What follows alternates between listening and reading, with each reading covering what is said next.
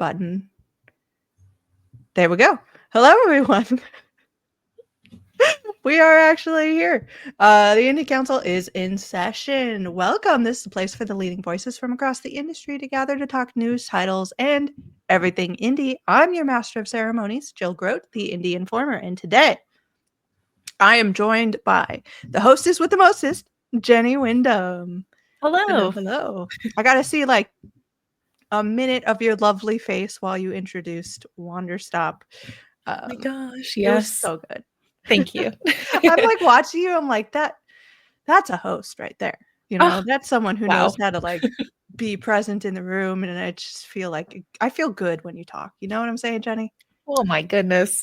I didn't sign up for this, but I'm happy to take Jenny's take not the paying me to do this. Yeah. No, it's been a lot of showcases. So yeah, it was really fun to get to introduce Wanderstop.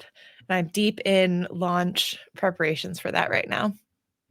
Deep in launch. Mm-hmm. We'll probably talk more about that next week. But also joining the council today, Football is Life, Janet Garcia. Hey, what's good? Jenny, I gotta know if you're able to say, I don't know if this is like privy secrets. When it comes to something like that, did you like volunteer for that? Were you kind of assigned it? Was it like short straw, like no one wanted to do it because they're like nervous and you do have that hosting background already, so you said it's fine, I got this. What was that vibe like?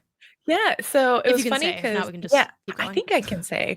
If I can't, all this you will be didn't cut hear out, this. and Yeah, no you one will didn't know hear this why.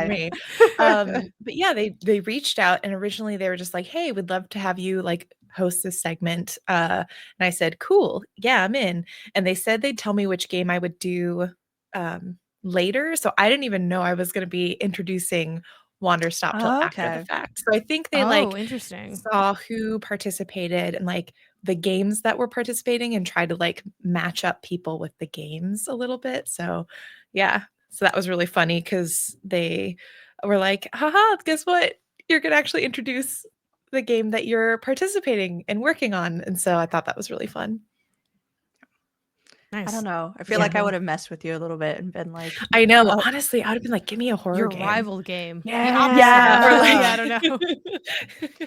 You'd be like, it's a game about making tea, and then it's like Tea Shop Simulator 2 or something. Like, what is it? Loose Boba leaf. tea. That's not Anna Shout out but, to shout out to Loose Leaf. Yeah, 100%. Yeah. So today we've got some indie news to talk about. We are going across the pond because the BAFTA nomination awards were all announced, or the nominations were announced. No, I'm not sure. I'm gonna try to be Mike and do the special thing. Ba-bam! Yeah, I did it. So BAFTAs are announced. I love that we keep seeing indies in spaces that are not necessarily indie spaces. Big shout out. Best Game has 2 leaders here for us. It's Balatro and Thank Goodness You're Here, which I'm like at first seeing Thank Goodness You're Here, I was sort of like, oh, that's interesting. But these are the BAFTAs. And like, Thank Goodness You're Here is probably about the most British game I've ever played in my entire life. So that makes sense because it is a British award ceremony for I see you trying to say the acronym, the B Jill. in BAFTA You're not definitely stands for British. Okay, it's that's all. British I know. Academy for Film and Television, which I did have to Google. So you're not no, wrong just for being pretend like you knew that, Janet. the just B's like, British, the A, it's the rest of it. You know, like the A, the F, the T. It's the after. I thought you were gonna. It's the after. Yeah, the after. Yeah, it's whatever comes after, AF. right? I thought you were gonna go with it. British like, AF, more of an art house Time Awards game kind of vibe. But yeah, the British British part AF. is also true. It is. It is British, and it is kind of an artisan type of game. I don't know. Maybe I'm reading too much into the fact that it's the BAFTAs versus any other award show. I'm sure there's a reason it's not wildly different than other nominees, but it definitely has its own flavor, much like the when we talk about the developer one, DICE. There we go. They all have their own kind of vibe. I sort of love too how the nominee is there, and in a couple of instances we have actual developers, like Balatro and Thank Goodness You're Here both have the developers there. The rest of it is just development team. I don't know if they've meant to put the name of the developer or not, but you know? Yeah. I have some Mhm. It's ideas definitely as to giving how that happened. not filled in yet. I was definitely gonna go off on a tangent on how that might have happened, but totally just my own thing. The highlights I really want to shout out here is that Thank Goodness You're Here has 7 nominations throughout all these different awards, which again, it's so British, of course. The other thing is I'm definitely glad to see Botany Manor and A Highland Song amongst Mhm. these. I feel like those are 2 games we just didn't see a ton of that I would love to give more flowers to. So yeah, I'm really excited on seeing how those go. Has Balatro has been up for best game in a lot of different categories. I don't believe it's won any of them though. Has it really not? I don't Didn't think it my win so. something? gosh. Someone check me if I'm wrong because I'm always super glad to see it because it deserves it. It's an amazing game that came out of nowhere. Uh, but I don't think it's actually won any of this. So, like, Okay, if it Balatro Like the for wins the of the year, you mean though specifically, right? of the year, of yeah, the it's year. Yes. definitely one for Okay. indies. It's one Okay. for debut. Mobile as well tends to dominate Mhm, there. mhm. Yeah. The other Yeah. thing that I find Oh, really interesting. interesting. Oh, go ahead, Janet. I was gonna wait to make sure you No, guys I had was time to just check it out. yeah, I mean I was just thinking about how that is a little bit interesting that it's kind of in this always the bridesmaid, never the bride kind of situation, even though like how sexist is that old metaphor? Maybe we should just use something else. But yeah, I mean, um, it's the classic, it's an honor to be nominated, right? It's really hard to get up to an acclaim like that. But yeah, it definitely is cleaning up. I feel like the person who made Balatro, at this point, they have to be like riding a horse into the sunset, right? It's just I feel like Mhm. you just hang up your hat Every day. after that. I really love too that they have not revealed their identity.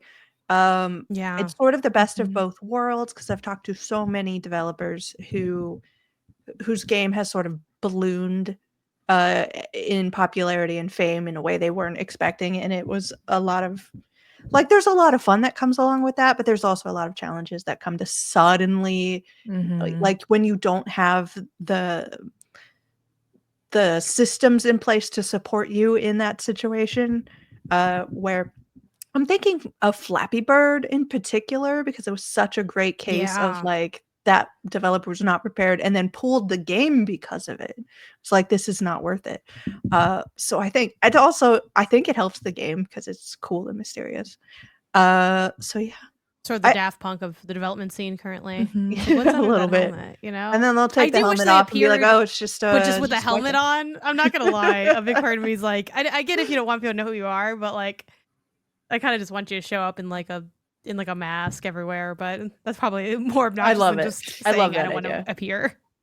I love the idea that secretly the little, like, clown plushie they bring everywhere is the developer. It's kind of like a Mhm. Toy Story situation.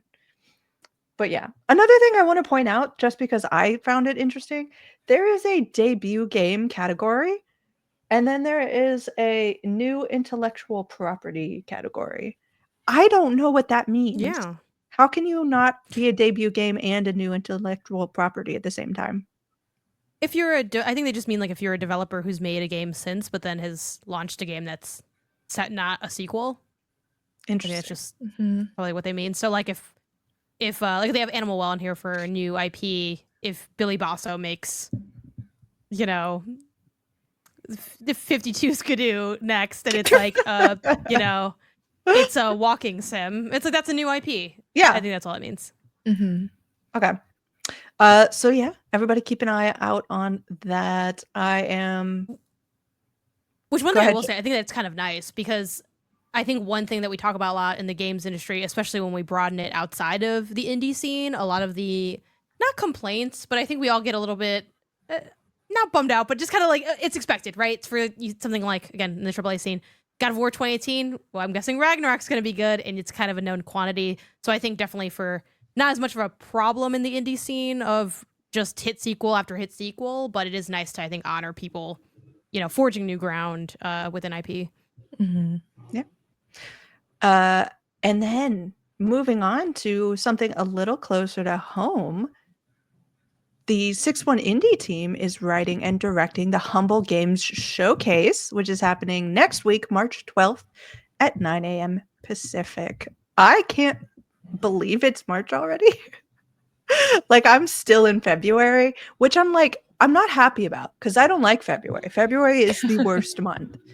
So I feel like I should be enjoying and embracing March a little bit more, but the fact that it's almost like mid-March coming up, I'm not ready for this.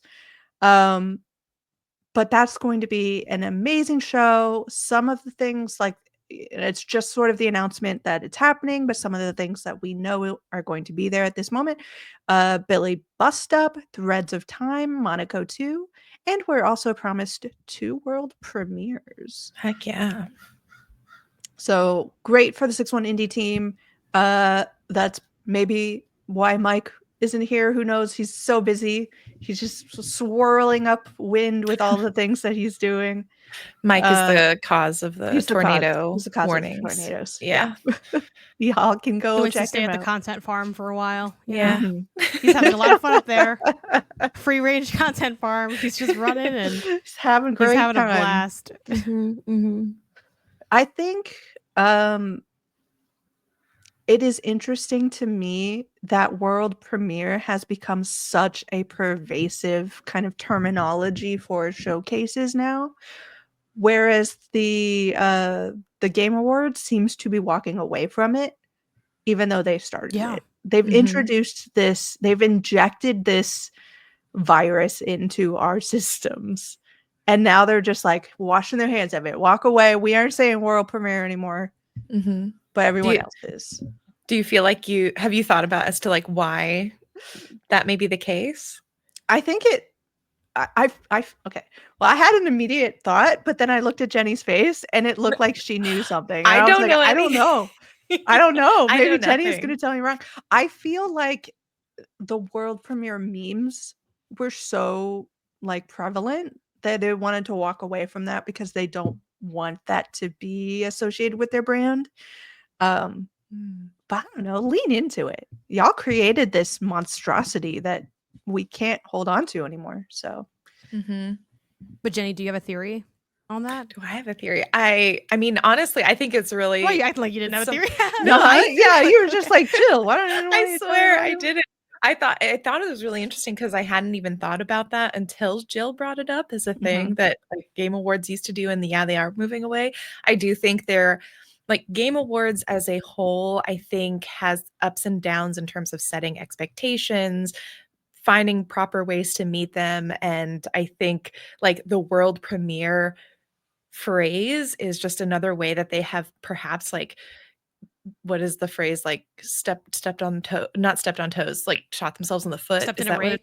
Yeah, stepped in a rake. Did something. They're stepping somewhere. And then the rake shot them in the foot. And it wasn't pleasant. Exactly. But I think like having world premieres is an expectation setter. And then if you have that expectation and you can't meet it, that just like sets your showcase up for not necessarily failure, but yeah, a lot of critique. And Game Awards, whatever you think of it, has probably some of the highest expectations in terms of what they're going to deliver already. So a showcase like Humble or even with Wholesome, you know, we can say world premiere, and while people inevitably will come in and be like Silk Song, it's like nobody really is expecting that. Whereas Game Awards, they have a little bit more there. Yeah. I think there's also something. I think that's a good point. Oh, go ahead, Janet. Oh yeah, I was just gonna say that Game Awards, it's such a weird place, and same for the SGF presentation as well. It's like you obviously want a lot of attention because attention brings eyes and eyes bring money. The end. But it's like if you have too much specific attention, you don't this sounds really funny, but it's like you want people to like notice you but then kind of forget you in terms of the showcases. Like big buzz now but don't remember the long-term trajectory, because the more people analyze the long-term trajectory, the more they can really graph highs and lows in a way that isn't beneficial towards what is essentially a hype machine. And that's not unique to Keely's thing. Everything is a little bit of a hype machine, even you know, smaller scale showcases like the indie ones that we see. But you're never really going to see. I mean, I dream of a world where people analyze the indie space as much as AAA, you know, because I think that does come with benefits in terms of attention to the style of game and the games that come out of that space. But it's kind of only wins, right? Like, Jenny, to your point, if Wholesome or anybody says, like, we have 3 world premieres or something, it's like, oh, cool. Like, I'm going to see a game that I haven't seen yet. I think especially indie fans, many of us are hyper locked in. So, you know, we'll be seeing stuff for, like, a long time. Like, oh, I remember when this was their college project on itch, you know? I've been doing this. But it's kind of, you know, largely used positively, which is something that I think is nice about the community, where it's not really, there's also just a different scene, right? It's the trajectory is a lifelong kind of situation with some of these indie games in development. So I feel like the world premiere is more of a fun fact. Like, wow, no matter how tuned in I am, I know I'm going to see something new.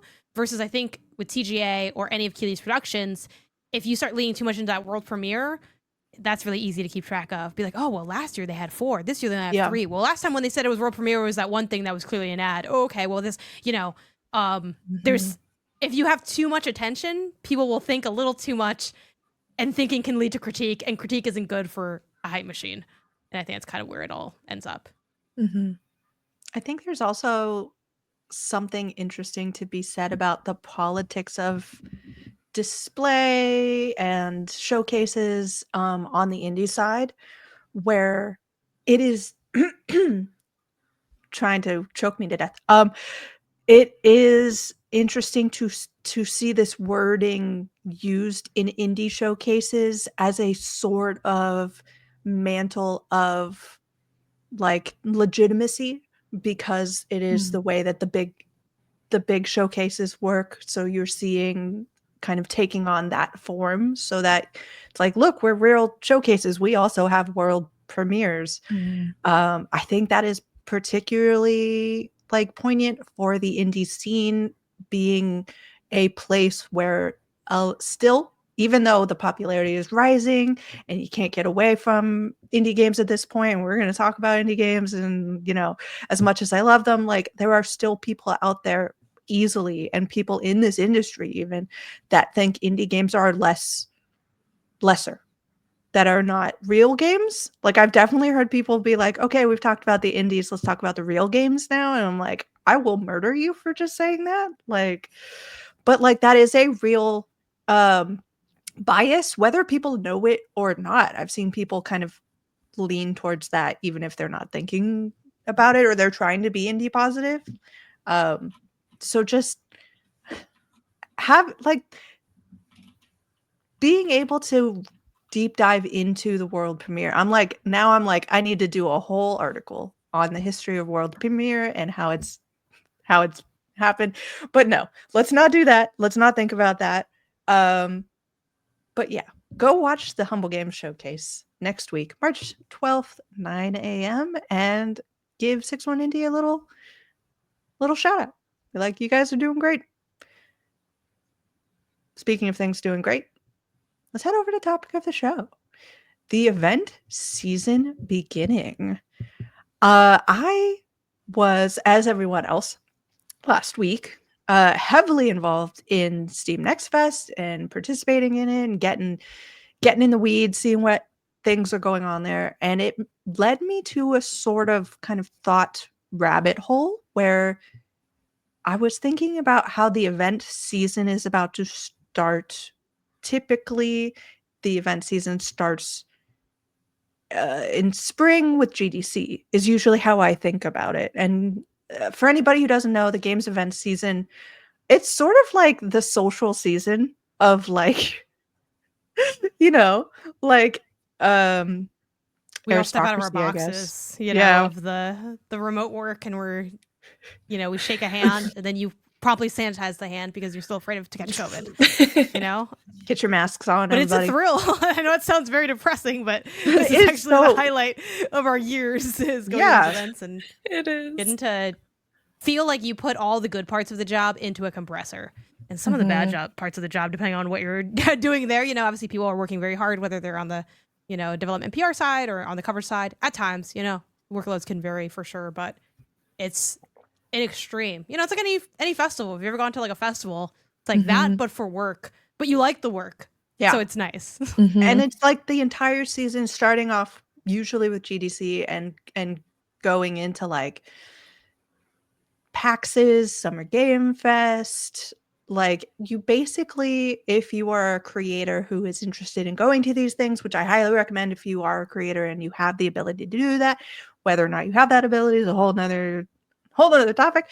But like, being able to go to these it is good for your soul to some degree, because you like realize, hey, we're all human beings making things together and this is great. But it's also a great place to make things, connect with other people, see what's going on in the industry, and be seen. And so I was very interested in the idea that, is Steam Next Fest the new start of the event season? And part of the reason why, I mean, Steam Next Fest popularity is wild. You can no longer pretend like it's not happening. There is no outlet that I know of that does not cover it. I think we are now getting a lot of this too. Is there are very high profile events and showcases now attached to Steam Next Fest in a way that there have not been previously. I'm gonna actually just let me do my magic. Boom, Steam Next Fest. It's right there, everybody.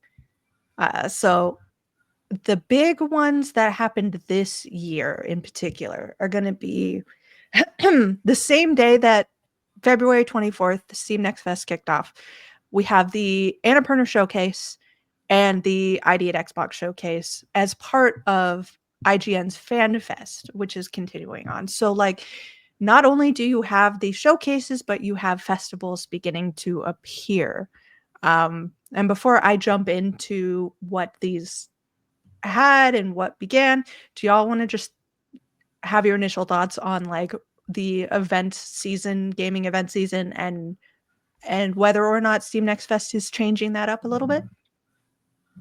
Yeah, I think from like a developer production standpoint, I will say more and more developers are being aware of having to align production beats with marketing beats, because a lot of times for a marketing beat, you have things like create a demo or create a trailer, and you need certain amounts of game development to have progressed to be able to do that. And so I think having Steam Next Fest be such a prominent marketing and development beat for many studios now. Like, this is, I would say, with every team I've worked on since 2020 and 2021, when these kind of started up, it's always like part of development. Even it's not even just marketing. This is like embedded in the development process. So I think inherently it is becoming a kickoff for the springtime, or really anytime a Steam Next Fest happens. It is like a major beat for developers, because now it's becoming part of the production pipeline, at least from my experience. Janet, what do you think, maybe even from a like journalistic side of things as well? I even think there is the demand of playing it. Like, if you're not playing us Next Fest a little bit, you're like kind of missing out on elements of the conversation, which like obviously pressure can be negative if it's used to induce stress, but it can also be positive in making you play some indie games. So it's like, all right, I don't know, I'll take it. Yeah, it also just, I think, adds though to the rush of different elements that you can get out of Next Fest, whether it's like chasing a lead that you get from like your community or your peers, or trying to find your own, which like that's what I try to do, but like mixed results there, because I'm like, I'm gonna pick something no one's playing, and I'm like, some of these aren't as good as I hope they would be, you know. So it's the thrill of the chase. Yeah, I think it's interesting to position as a sort of event season. I think that's totally fair. I think it's easy for it to get mashed up with like the many things Steam has going on, where I forgot what their next highlight is. I think like visual novels right now. Fest or something. But I think Next Fest is still like, you know, those really big pillar moments. And I feel like more and more, maybe it's just that I'm more in my emails this year. Not that I'm ever not responding to them, so please send me your emails. But I feel like I got even more this year. I'm getting more and more stuff that's like on that lead up to Next Fest of like, hey, do you want a key for what's going to be there, so you can start like in advance, you know? And I feel like more and more people are trying to like play the in advance game. which I think speaks to the popularity of it, both in terms of attention, but also, hey, instead of trying to like get you in at Next Fest, if I get you before you hit Next Fest, then boom, I already have you. You know, it's like it's those people who like have the flyers like 10 feet from the door, and they're like legally you can't say I can't stand on this street and hand my demo of my game out to these journalists. So yeah, I think it's definitely its own kind of developing lane. Yeah. I think that's a really interesting way to segue into what Steam Next Fest is like for us as creators as part of this industry. Because y'all know, we know when Steam Next Fest is coming. Like, you can't miss it. It's one of the things where it started getting me think of how big this is becoming in the industry, because your emails are inundated with like demo previews and stuff. And I also want to shout out, I love the people who make it very clear that this is a Steam Next Fest demo preview, because there are people who show up in my inbox and I'm like, oh, look, a preview opportunity. This is cool. And then I like look at the dates and recheck them. I'm like, oh, it's in Steam Next Fest demo. So like I have to like recategorize it in my head, because like they're two different things for some reason, even though they're not. For anybody who doesn't really know how the behind the scenes sort of stuff happens for content creation or kind of anything in the journalistic sphere, you typically would get some sort of hands-on demo behind the scenes, and you create your content via that, whether that be writing an article or doing a video. And they are very similar to the Steam Next Fest demo a lot of the times. So like what y'all are playing here are the sorts of things that we create this, you know, behind the scenes coverage from. So this is very much, if you're playing a Steam Next Fest demo, is very much the sort of experience of being a journalist. But just imagine for all of those demos, now you go create content off of it. But do you guys play the demos early? Is my question. Jenny's shaking her head. I try to. As best as I can, because especially since we are getting, like both of you have mentioned, we're getting emails sooner, which is a blessing and a curse. Because I love that it provides me the opportunity before the wave of demos hit. I can start sifting through, and like there were a couple that reached out early this time around, for example, that I knew I was like, I know I'm going to play that and I know I'd want to. And since I'm not inundated, I would love to like just do it right now, just like knock it out, because it's something I just want to play.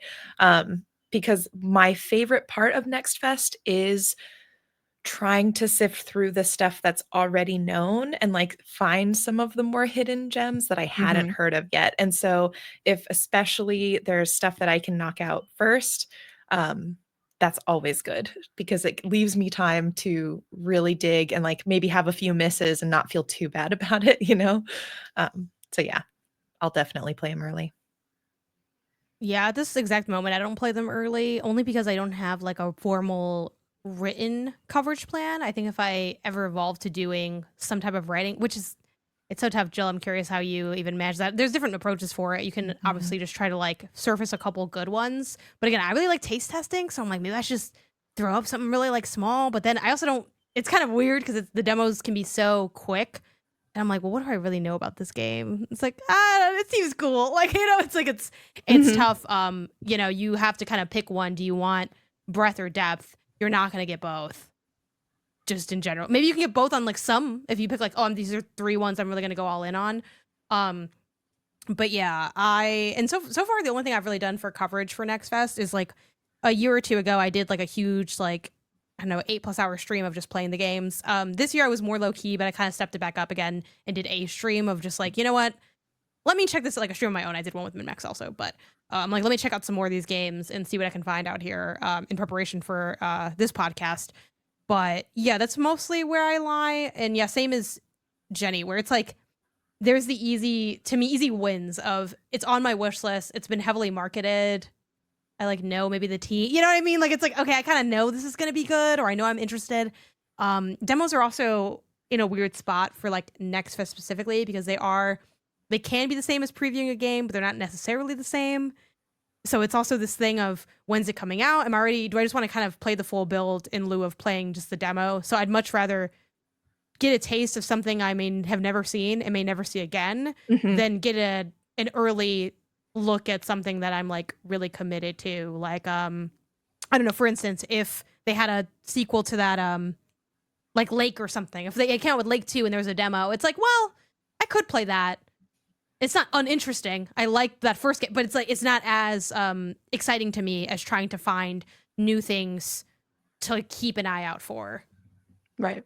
And that's very interesting as far as like the journalistic coverage of things, because I feel like I am split in two a lot of times for Steam Next Fest, because there is the me that likes playing games, that wants to like discover new things.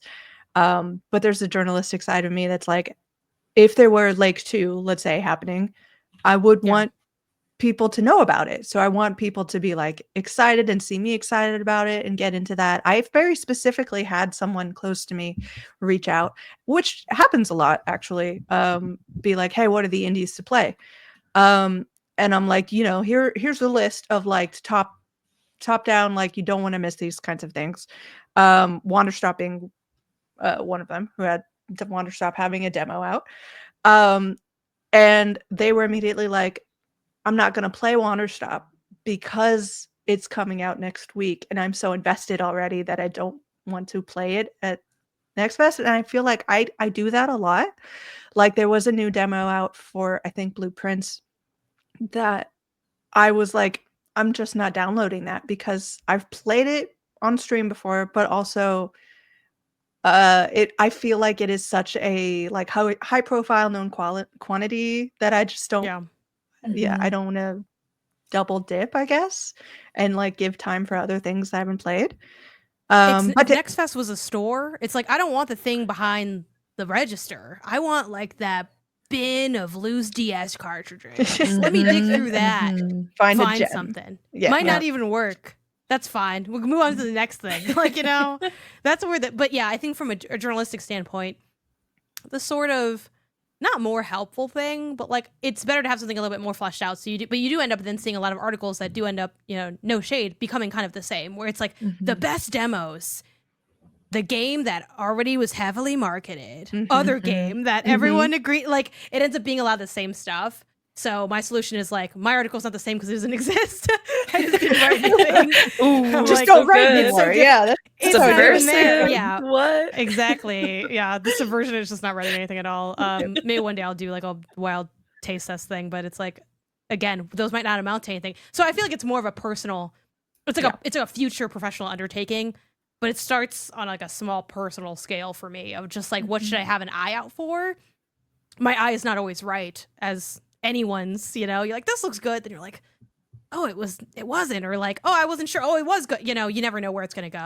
And I'm wary of being like, even I don't want to stand a demo too much that I didn't actually like spend enough time with to really analyze on a deeper level for it.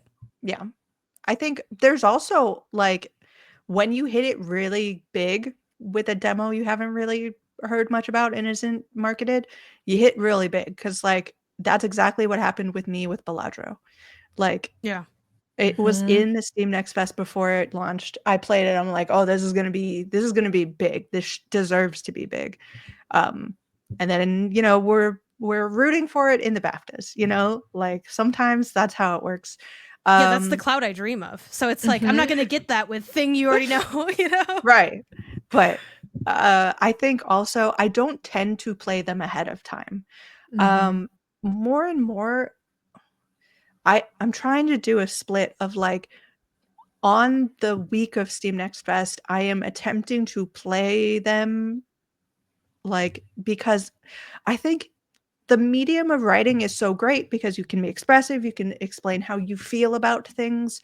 But a lot of the times people just don't get what you're talking about. You can say it's this kind of genre with this kind of influences, but like they don't really get the meat of it until they see it in action.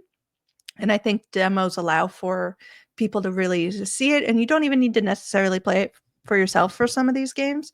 So seeing someone play it is the first time where it's like, oh, like even though you wrote about it for another preview, this is the first time it's really clicked for me that this is what this game is. So I don't tend to play them ahead of time because I want to have a genuine reaction to what's happening on the screen in front of me. And it's like it's so sad when I have played them before and have been like, oh, I wish I could have experienced that for real, on stream, so that people can like see my real reaction to it. I think though it's really nice getting the emails ahead of time because I have my own little folder that's Steam Next Fest, and I put them all in there so I know what to download when the time comes. But also, I'll usually do an early like list article of like these are the demos I have my eye on. Maybe y'all should keep an eye on. And I can't like say these are great demos because I haven't played them, but like these are the ones I have my eye on. So you do get a little bit more of that beforehand. So yeah. Is there, having talked about all of this and talking about people's articles and things, like can an outlet skip Steam Next Fest at this point? Yeah, you can do anything you want. Yeah, you again, can. I think the real juice is always financially in guides. That is the biggest thing. Like, can an outlet skip guide? No, never. Should an outlet be doing more guides? Probably, if you just want to make money. Is Steam Next Fest just guides for demos? You know what's funny? It technically is. It technically is. And I think Steam Next Fest is the glory of Steam Next Fest is you can think about playing games, and that's the best game. It's like, what should I play? And then you don't really play much of anything, but you're thinking about it, and that's where the juice is. Honestly, half the fun is downloading. Like half the fun is going through downloading like 70 demos and then being like, yeah, how many am I going through? So many. We'll see. Like, I think it's good to cover it, obviously, but like at the same time, again, I think the other thing to think about is when it comes to an outlet. And this is something that I think a lot of people that are at outlets try to remind people that decide stuff. It's like, it's not always about necessarily generating clicks either. I know I made that kind of, it's not even a joke. It's true that like, guides content, that's money. I don't care what you think. The review, no, still just guides. But there are more reasons to do things outside of just like direct number go up that people care about, which is money. Like there's also just like, building, I think, a more robust content suite of offerings for your readers. And I think Next Fest is an obvious and sensical thing. Like people are talking about it, people are looking it up. It can also, I think, if you are an outlet that is only covering, I don't know, a handful of indie games, everyone kind of does that a different way. It can help you to see like what's coming up, what are people talking about. Like it makes sense, I think, to have someone in that vertical. But I would say the same for like numerous verticals, and you only ever have so many people doing so many things.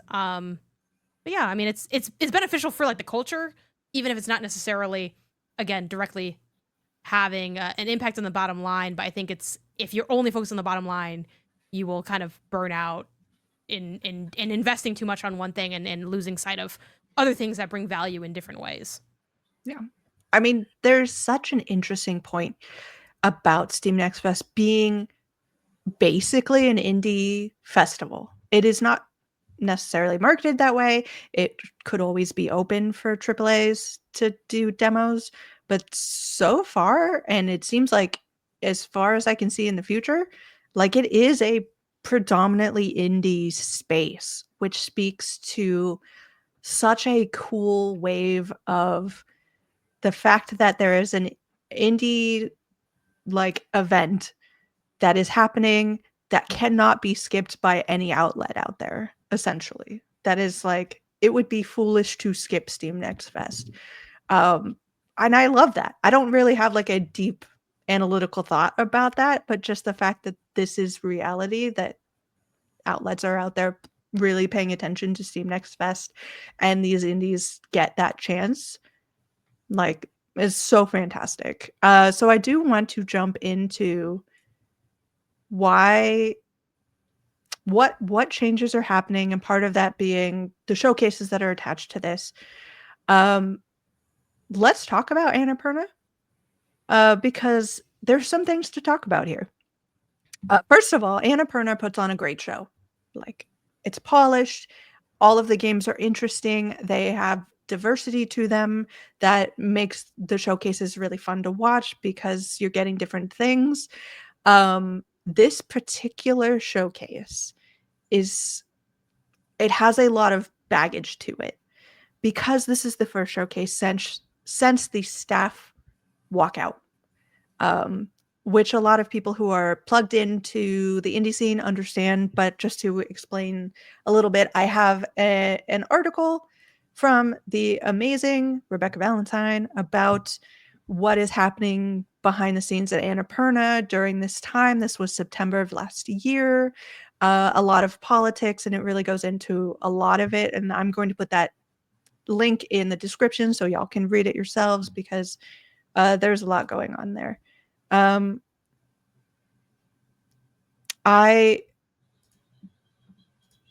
we go. Magic. I can't be Mike at the same time as me. Jill, no one knows when you're flipping. No one knows what I'm doing. No one knows what's going on behind. I need to just not talk about it. But I'm trying to be cool, but I'm not. It's okay. It's all good. It's all good. I was just saying to flip to us. That's all. Go ahead. So September or kind of late fall of last year, the entire staff of Annapurna Interactive walked out. There was no Annapurna Interactive. It was and still remains one of the wildest pieces of news to wake up to.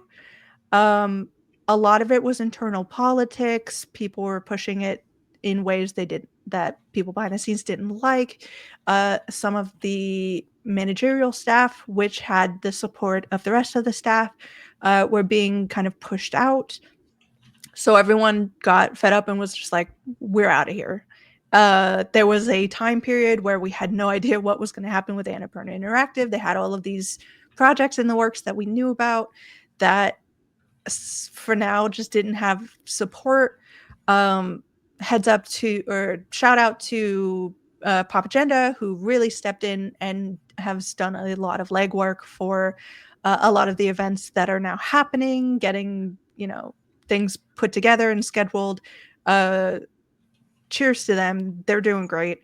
We should talk about whether or not our prediction on the bingo card about whether or not this counts as a Pop Agenda / Annapurna showcase or not, because it wasn't exactly what I was predicting. But yeah. So Annapurna at this point has sort of shuffled new people in. It is difficult to wholeheartedly embrace Annapurna right now for me personally. I don't know how y'all feel. Because on one hand, their projects that they are supporting deserve support. All of those developers are amazing. But on the other hand, it's very hard for me to say a corporate entity doing something so disfavored by the staff that made them walk out should be supported. You know what I'm saying? Like, that's a hard thing. So yeah, there's a lot of that is context you need to understand for this showcase.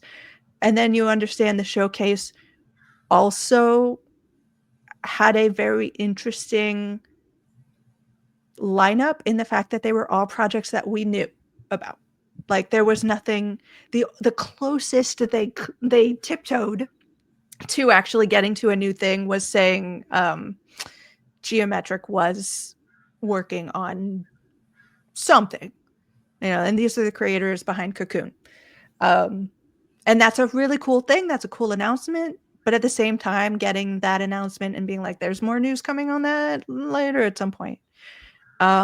We also did not see anything about the Blade Runner project that Annapurna itself was going to be developing. So that is also something very interesting to note. Is there anything on that level that y'all want to have your say in before I move on to some highlights of the show that was amazing? I want to point out. It's probably just me. I mean, yeah, I was gonna say I don't know how much I I can really speak to it because for folks who are listening, Annapurna is the publisher of Wonderstop, so I will, I think, be a bit more quiet because Yeah, which I just disclosure there as well for I think we've all been watching Wonderstop before Jenny's involvement. But now Jenny, I'm not allowed to like or dislike your game. I just kind of exist in the ether of of all of that. Yeah, it's weird. Like, let's put in Jenny's on here for a second. It's weird. Just because it does have that. It's an ominous energy. I forgot what other studio. I'm really like setting you up for failure here, Jill. But I feel like we've seen this kind of thing happen before, where there's something that like continues, sort of almost in name only. But yeah, I find that we often, whether it's indie games or not, end up in this weird ship of Theseus kind of situation of like, well, everyone's gone, but like it's still that, and it's still the same sensibilities, and you still have these games, and it's like, yeah, but like, what'd you do to these people? And they're like, you know what? Who's to say what's to say, right? It's like, yeah. I mean, I don't have a great answer or a conclusion I've drawn. It's something that I'm just gonna try, and obviously, us on the show will try to stay locked into as it develops. Yeah, it's definitely a time to start like thinking more about that. I think when, like you said, Jill, when everything first happened, it was sort of a mad scramble of, well, how will these games continue on? And that was scary and stressful. I mean, even just as an outsider. So I imagine for the people actually working on the projects. But now it's like the dust is starting to settle. It's, well, what does this mean for us? Is what does it even mean to be a fan of Annapurna at this point in that sense? And it's like, but it's hard to, I think, remember that it is different because it looks so much the same. And I think so many people, don't really have that kind of connected. Yeah, I think it was Humble with I forgot what happened at Humble, but it was like similar stuff, right? Mhm. Yeah, so yeah, again, not a great conclusion. I think I'll have maybe more solidified feelings as this goes on, but it's hard to like know what to do with that. I find myself as a game critic, but also game consumer. Outside of some edge cases, these tend to be acknowledgments for me more than having an impact on my coverage. Like I see myself still, following and covering games that are under Annapurna. Obviously, we always hope that like people get good deals and like the publishing side of things or whatever. But there's maybe it's dark, but it is like my truth. More stuff would have to like happen or come to light for me to, I don't know, take, I think, a firmer stance. And I think it's also a weird situation where it's like, what does it mean to be against a publisher? Because like obviously publishers do work. I don't want to discount the work of publishing, but it's like, is it that like I don't like the developer took the deal? I mean, if they're getting a good deal and they work with the people and it works out well, who am I to say that they shouldn't? Because at one point someone had a negative professional relationship with them.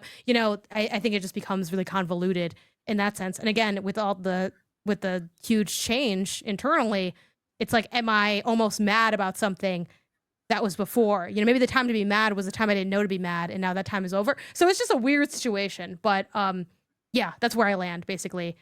Acknowledgements, continuing to analyze and criticize the games as I would, but kind of keeping an eye on what comes from that. And definitely, shout out to people like Rebecca Valentine and I would like to say many other, but at this point, the several other people that specifically do labor reporting in games. I think it's some of the most important reporting that we have out there. Again, not my bag. I'm on the critic side of game journalism, but definitely super important to be reading and just being knowledgeable on that stuff.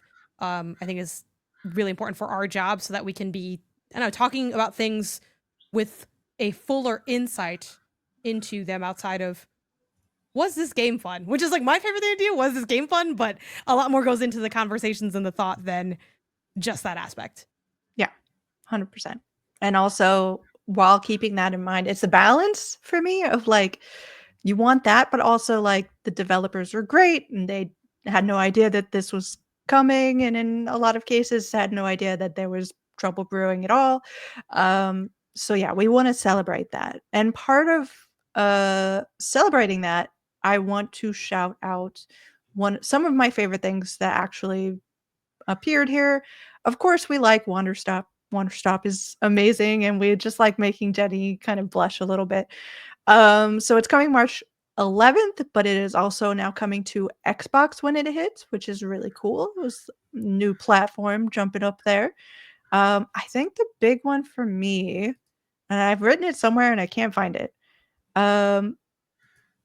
Yeah, we got a new Some we got release a new. dates and I was I'm just sorry. trying to like help No, vamp no. while you were looking up the document. I gotta be honest. Inside baseball, I was trying to buy you time until you found what you wanted to say. A lot of We're them. really transparent here about the whole Yeah. process. Don't worry about it. One of the things that was my favorite, which is maybe something that shouldn't have been my favorite, was just to a T existing. It was just its vibes, and it came out with the biggest hit of the season. If y'all are not singing that giraffe song in your head after you listen to that video, I don't know who you are. Like, it is so good. You're just bopping along like I'm a giraffe. Yeah, making food. Yeah. That was my personal highlight of the showcase. Mhm. Honestly, I love that song. It's been stuck in my head since the showcase, and it's just personally one of my most anticipated games this year. Yeah. Sam, I played it back in before, was that Game Awards? Jill, I believe that preview cycle for Yeah, it Annapurna. was. Yeah, Which I think you got something up eventually. I kind of just let I'd that be be in the doing ether stuff, and on the you know? pods, you know. So shout out to that. But yeah, I think that was like my favorite thing that I had played at that, like, which was basically just like the gameplay version of the showcase, minus the Cocoon nod. The Cocoon people weren't like, here's what's inside the new Cocoon. I don't know what they're doing over there. But yeah, I was very pleased with how To a T is incredibly charming, but also like just really good to play, really interesting to mess around in, easy to control, very like appealing kind of just look to it. Very like a warm hug of a game kind of vibe. So yeah, lots of good titles coming out of the showcase. And for folks who are listening, just to the audio, we have the showcase up, which is what you may be hearing in the background. I don't think so. I thought I turned off the sound. Oh, really? I think Was it? Yeah, I don't hear it. I don't really hear I anything. hear it. Oh, Do I have the Steam page up? Maybe I don't know. I Oh, feel like I'm dear. hearing something. If this is our if you're first time hearing using something, anything I'm today. sorry. This is kind of what This is we're all trying that's to going get on at. here.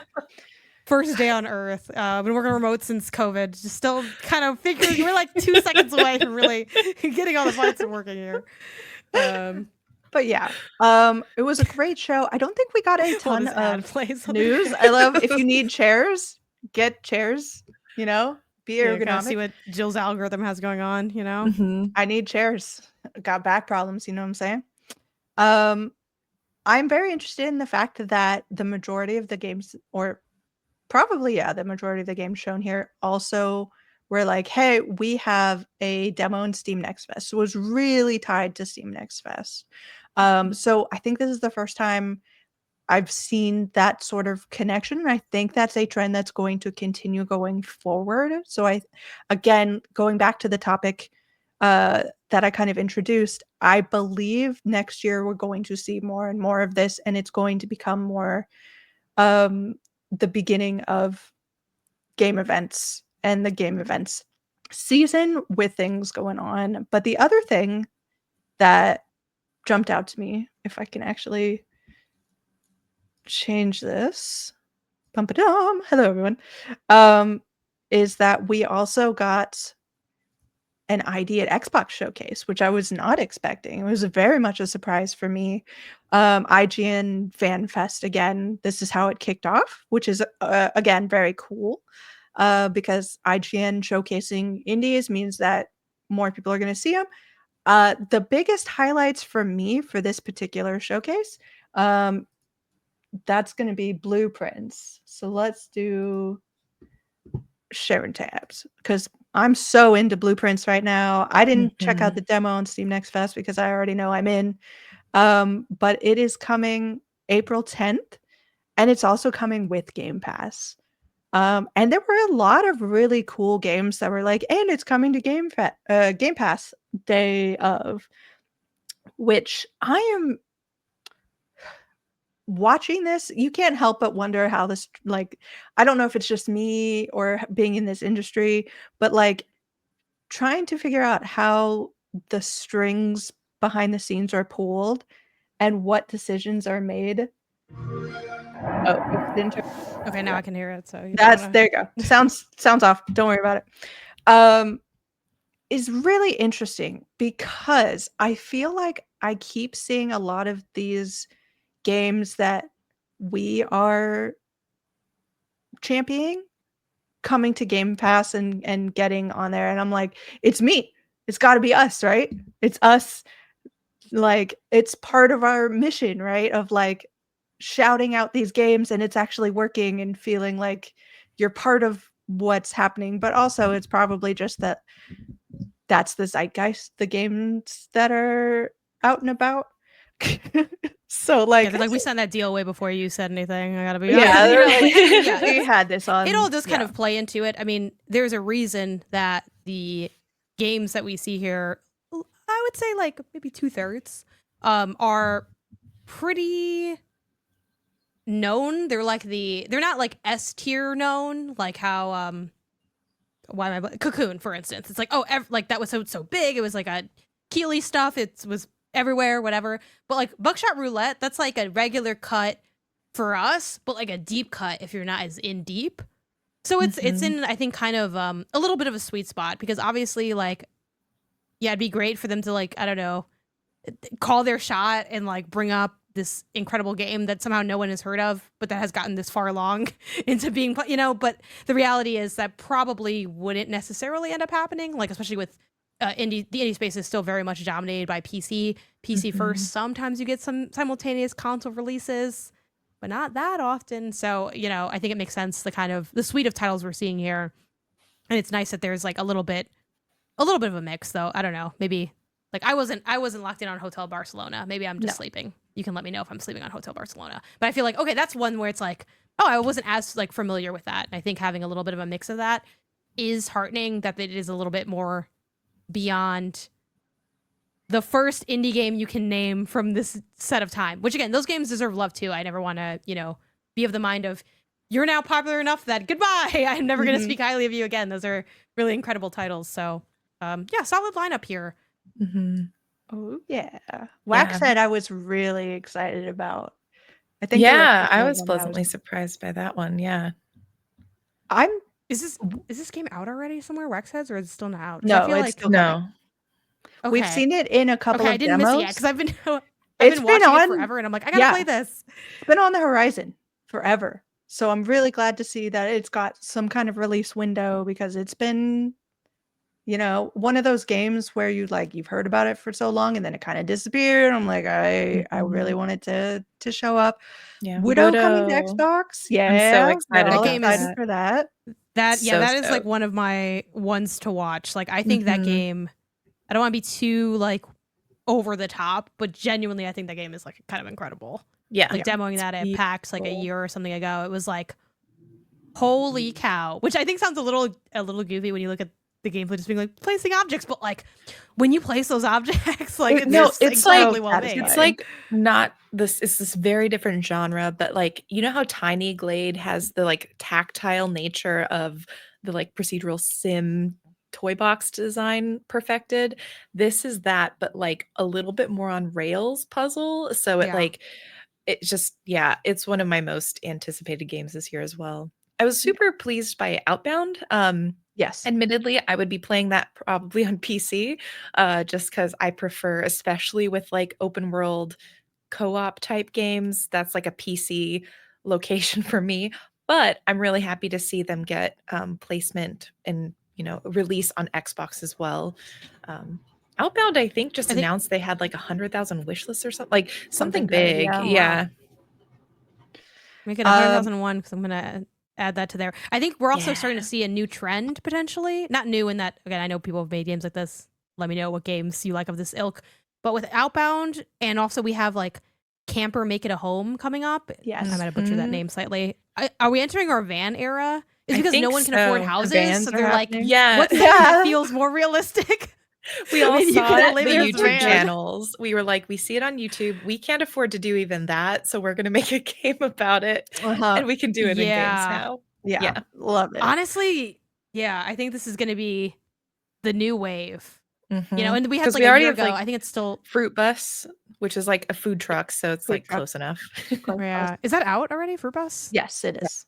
Yes. How was it? Did anyone play it? I don't remember. Really tactile, and I'm scared.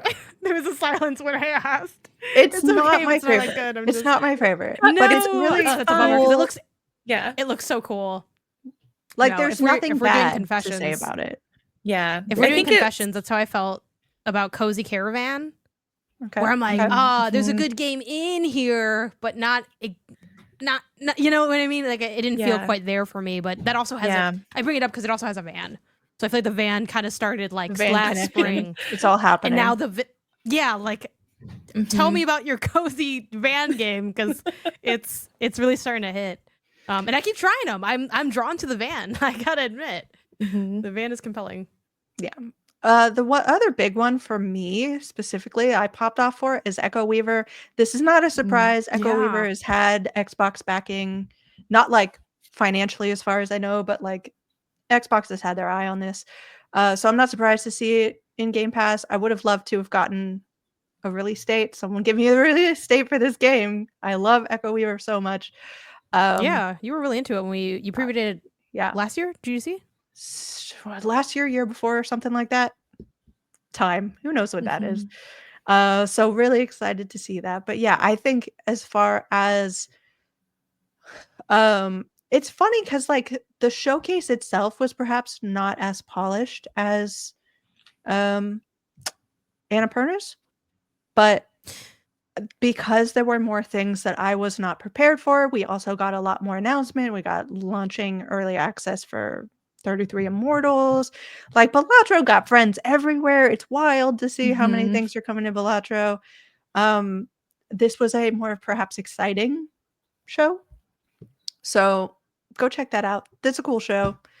I also still love the idea that they're like someone at Xbox is watching in right now, being like, okay, what are they interested in? Write it down. Because like there our are joke people for the whose when they had job that indie like highlight that they're just gonna be lurking. Yeah. I mean, There people are definitely people watch whose job it is to do that. content Yeah. that you make, Like especially. And I think people forget that even if you're like a really small creator, especially depending on how like the size of the games you're looking at. Like I saw like I wish I could remember the person, but a developer or someone in games was like, if you've made fan art for our game, That's everyone in our Aura. Slack has seen it. Okay, That was Aura cool. from There you go. Wonderstop. Yes, Because literally that was Okay. us. yes. So there we go. You're here now, Jenny. You can speak, but yes. So people watch. People know they're Mhm. they're lurking and they're watching keeping an from eye out. the shadows. Yeah. Yeah, some good games to add Like to us. at least my personal wish list from this Xbox collection. Yeah. Like Tanuki Pond Summer, that's basically just lake, but you're a Tanuki, yeah, right? Mhm. Yeah, and you do like little stunt bike things, I think.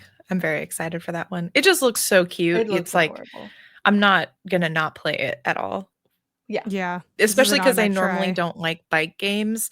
Because they often feel so unwieldy to me. I feel like Yeah. but we'll talk about Wheel World later because that's another bike game that's coming up. Yeah.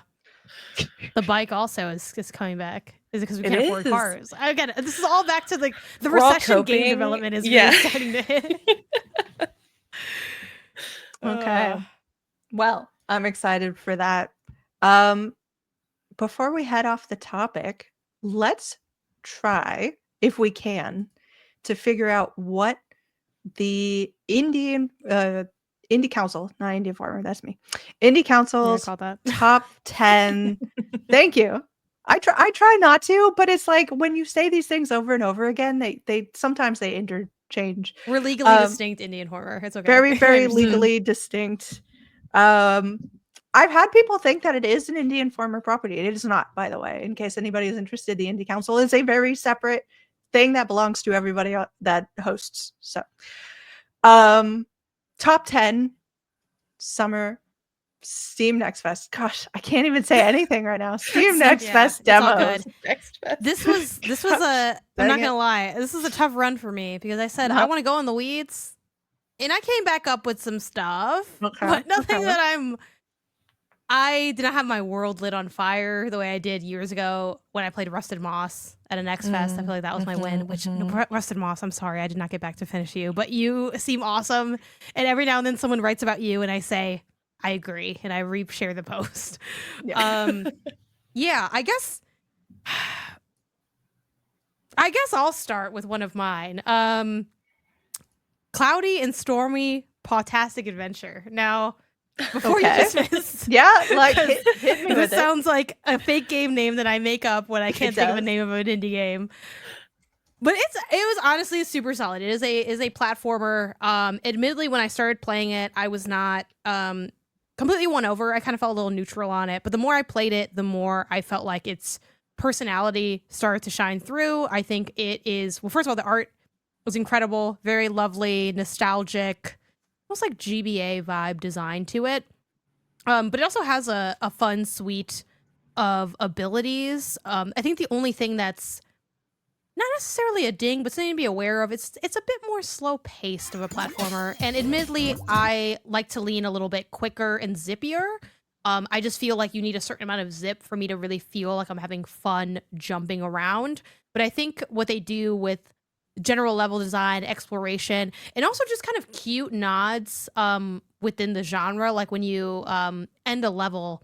So like in Kirby, when you end a level, you can like kind of like springboard up, and it's like, what score do you get? You know, Mario, it's like maybe you ring the bell, or you hit like the flagpole or whatever. This has like, I think like a very small, simple like dance mini game where like the what are they? Were they dogs? Are they cats? They're like some type of animal. I don't know. I think they're dogs. Yeah, probably. They have paws. Everything has paws if you're a pet type animal. Cats have paws. That's what I mean. Like it's like that. Okay. So it's like, is it a cat? Only Is it a dogs dog? have paws. I don't fully. I think these are dogs that I'm looking at here. Sort of Yeah, it's got some like claws. good cozy style to it. So yeah, I think that's probably, of the things I played, I think that's probably my favorite of the ones that I checked out. Okay, I love it. I think me and Jenny maybe have a few that are similar. Erased the ones that were similar. So that okay. We could get a good variety. So we can get different ones. Gotcha. Okay. Yeah. And I have one in here too that I'm like, I've included just because I love it. I'm not sure that it's going in the top 10. But I want to shout out against Cloudy and Stormy. Don't sleep on it, okay? It's like okay, super Cloudy, solid. Stormy, don't sleep. I want to shout out Kabuto Park, just because I loved it so much. It's just so ridiculously charming. It is essentially a game about catching bugs, like in a childhood, just having fun. I'll try to bring it up. Kabuto Park. And then you put those bugs to work fighting each other. Like, it's so perfect. You know what I'm saying? That's what I want out of a game. So it's got this really lovely, minimalistic, bright style. You go around and you first you have to catch the bugs with the nice little mini game. You never know exactly what kind of if it's going to be really good, if it's going to be high level or not. Whether or not you're going to find anything or accidentally not catch it. And then you get all these stats and stuff about whether or not they're good. And that goes into the whole fighting, you're battling. It's kind of like Pokemon. You go through and you battle people with their own bugs. And so you're like, oh, this guy's got a Hercules beetle, so I gotta have some strength in there, or maybe a flying creature that's gonna do something. So it's just it's so sweet and so obviously done with love. That I played this game way longer than I anticipated. For a lot of Steam Next Fest games, if I'm not playing them on stream, I will play them for the amount of time it takes for me to get the concept. That could be 15 minutes, that could be 30 minutes, whatever. It could be 5 minutes if it's really easy. I was gonna say, I thought you were gonna go 2 minutes, 4 minutes. I just look at it and I know. A quick half hour, Yeah, gaming with your eyes. Sometimes it's that's the most gaming I do in Steam Next Fest. I'm like, that looks good. That doesn't look as good. That looks good. And you're just kind of arbitrarily flipping through things. But yeah, so I accidentally played this game until it told me basically to stop. You can stop now, but you can keep going if you want. And I kept going. You can stop. And It's I the kept in-game version of going. someone comes up, hey, I just want to let you know that you've been here for 30 minutes. No one's behind you, so you're welcome to keep playing, but And get the I'm fuck going out. to. And I'm going to. I'm going to catch all the bugs there were. There were like there were special shiny bugs that I had to go and capture for each map. And I did that. So, No, this looks super cool. It kind of I feel like it's evoking what you normally see reserved for fishing mini games with like kind of the yes, timing of doing the very catch. much. It's got that feel to it. Yeah, so it's this like, looks cool. yeah. Jenny, what's first on your list? It's very different than this one. I want to shout out.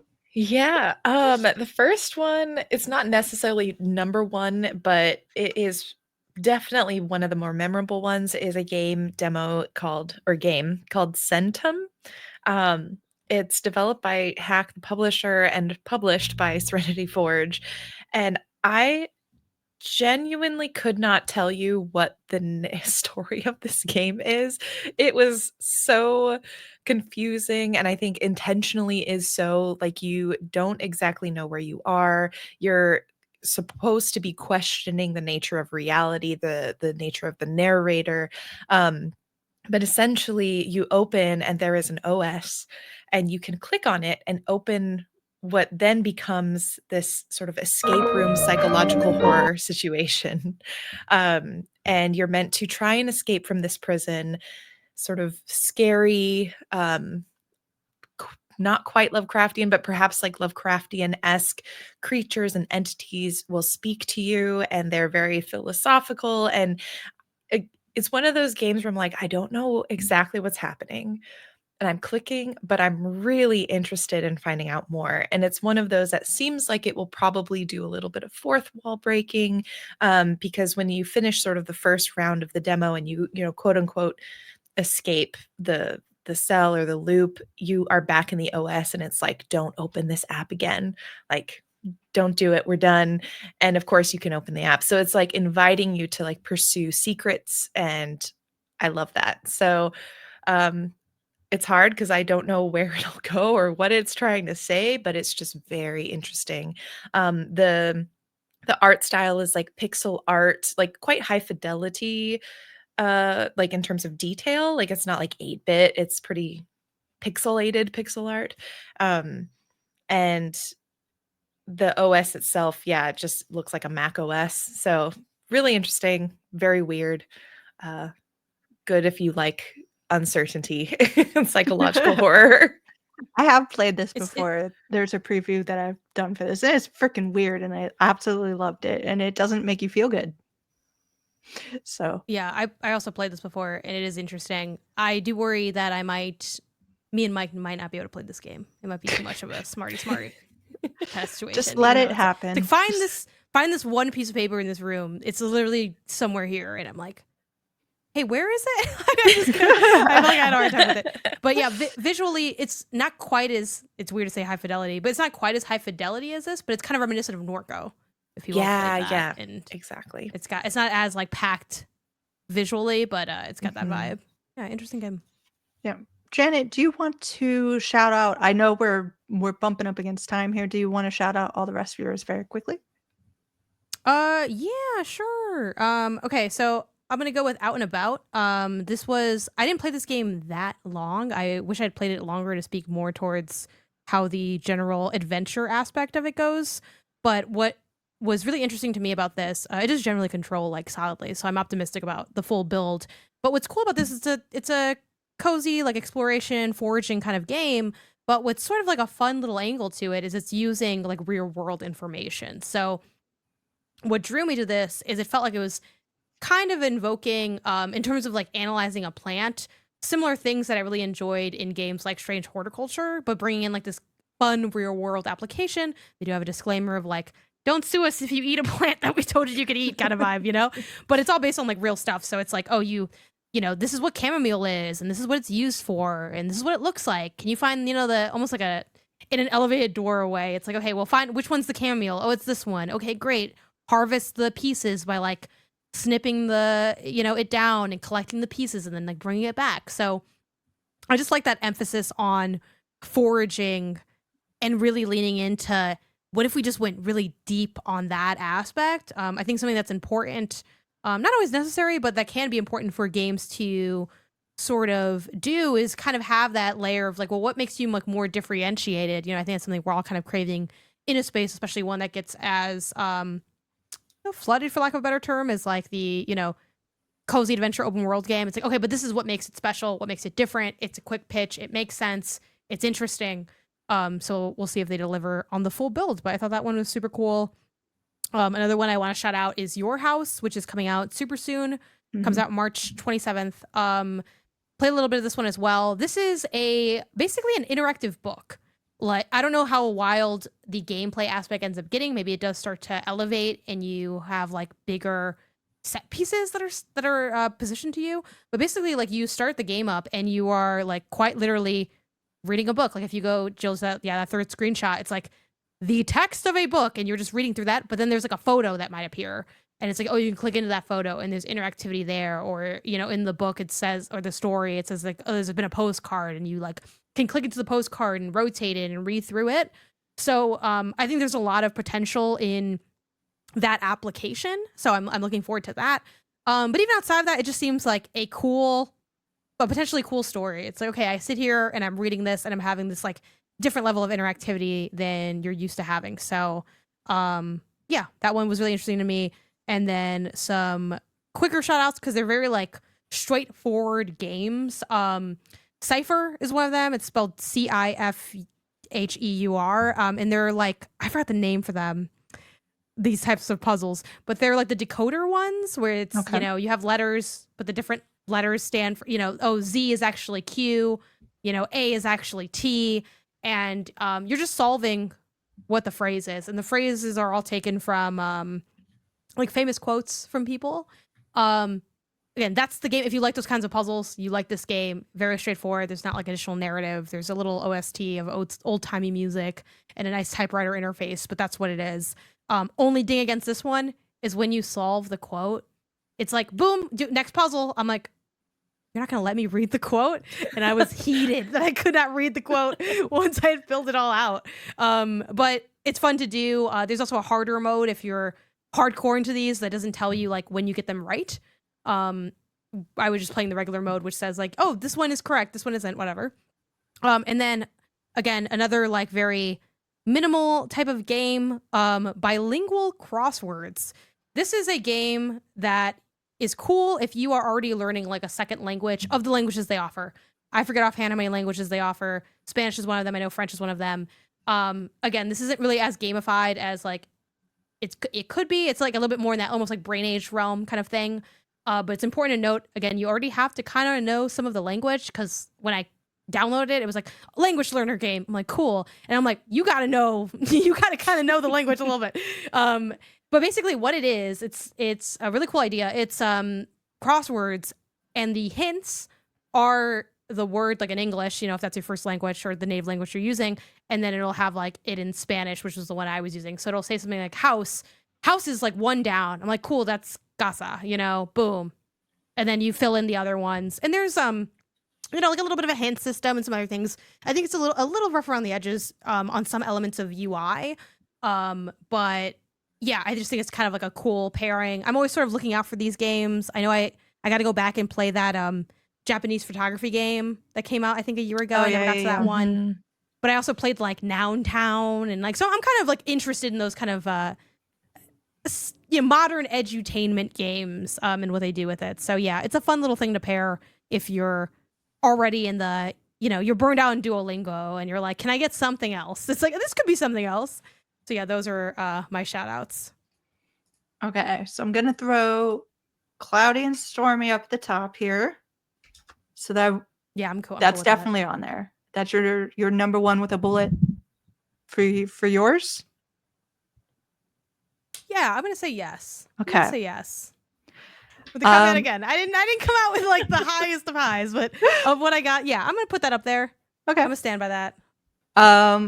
My number one, I'm just gonna jump to it. Promise Mascot Agency. Yeah. We've been seeing it. I knew I was gonna love it just based on the vibes of the trailers and the demo has definitely lived up to those vibes. It's wild. I still can't exactly tell you what's happening. It is a management sim of sorts. But you're playing with mascots, and Tofu is the best. If anything happens to Tofu, I will murder everybody.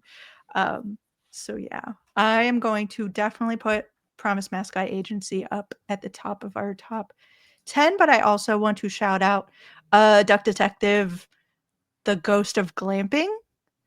Nice. Yeah. That was really fun. It That was a continues great to be Duck Detective. I think, Janet, I don't know if you played it, but you definitely need to if you haven't, because they have updated a lot of things that the first one really needed. So like you can look at a map and see what clues you haven't found yet. So you're not Mhm. just constantly running around being like, okay, where's the thing that I need to solve this? So a lot of really cool quality of life stuff. I also want to shout out Cairn, the climbing game. It nice. Yeah. is really meditative, and you have to be ready for that. It is tactilely moving your limbs, hands, and feet in different ways, and like it's really asking you to climb this mountain with your brain, if that makes sense. And I love So the is way it it like looks. almost like a puzzle vibe, or like a physics So vibe, kind of. It's or very both? physics, very like you should. I kind of went up to my first real climbing experience and I was like, I'm just gonna I'm just gonna go up to the rock and see what happens. And I'm like, no, I really shouldn't have done that because I slipped in like 2 seconds. I should have taken my time, studied the face of the rock, and figured out where all the best places were. There's also something going on story-wise. I'm not 100% sure of. Like, I'm some sort of like huge climbing star of some sort. I'm going up a mountain that no one's ever summoned before. We're in a world where there's like a robot that's helping me out. And like some dude keeps calling me on the radio being like, "Hey, I should have your attention." And I'm like, I don't need to give you attention. Calm down." So, Yeah, this looks cool. I've been looking forward to this. I kind of forgot about it. I hadn't had it on my wish list, so I rectified that now. besides that, definitely check that out. Karen, and then The King is Watching is another one of these where I was like, I kind of already know I'm down for it. I've somehow in my life become a strategy sicko. And this, I literally play this for hours. Like, it's so good. I needed my village to succeed. And basically, you're building a town with a you're playing as a king who's building their town, the central kingdom, and waves of enemies keep coming up to attack you. Um, but the only thing is, like, each of your buildings do something. So, like, you can be building wheat, you can have archers, you can have like whatever, but nothing works unless you are looking at it and your vision is manifested in a kind of outline, which at first starts out as like an L shape. So you have to literally be like covering the buildings you want to be working at that time. So if someone's attacking, you need those buildings that are like attacking or defense. But if they die, they need like wheat to come back. So now you need your wheat to be working. So you're constantly like changing up and then like gaining resources so that you can build more things and then hopefully more resources so you can like expand your vision. So it's just one of those things where it's like something's constantly happening and you're sure that you can get it this time once you die. I'm so excited for it. And it's also really pretty. I wanted The King is Watching is, if I could spell that, be really helpful. The King is Watching. So this, I think, is probably, even though I knew I wanted to check this out, this might have been the big surprise for me for the show. Because I wasn't Nice. expecting it to love it as much as I did. I think that's everything that I had on my list. Jenny, what else do you want to throw out there?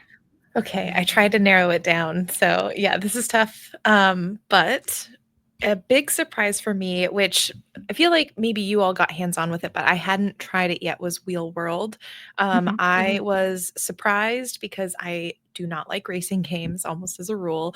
And I don't really like, by extension, like games with bikes, roller skates. I feel like I can be really picky on the feel because oftentimes it just ends up feeling unwieldy or the controls just don't match my expectation for what feels like cool and good. Wheel World surprised me with how good it felt and how fun it was to upgrade your bikes. And while I wasn't the best at racing, it took me a couple tries. I was able to like beat the race that was in the demo, and I thought it was really good.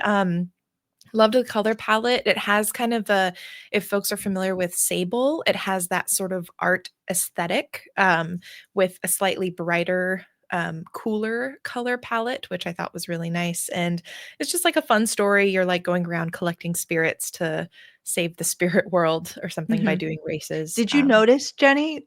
This blew my mind when I played. The shrine is the shape of a bike bell. I did In the not game? notice that. I thought it was Oh a no. turtle. Oh No, my gosh. it's a bike That's bell. so Like, I I funny. wonder love what it. turtles mean for this. Okay. That makes much more sense.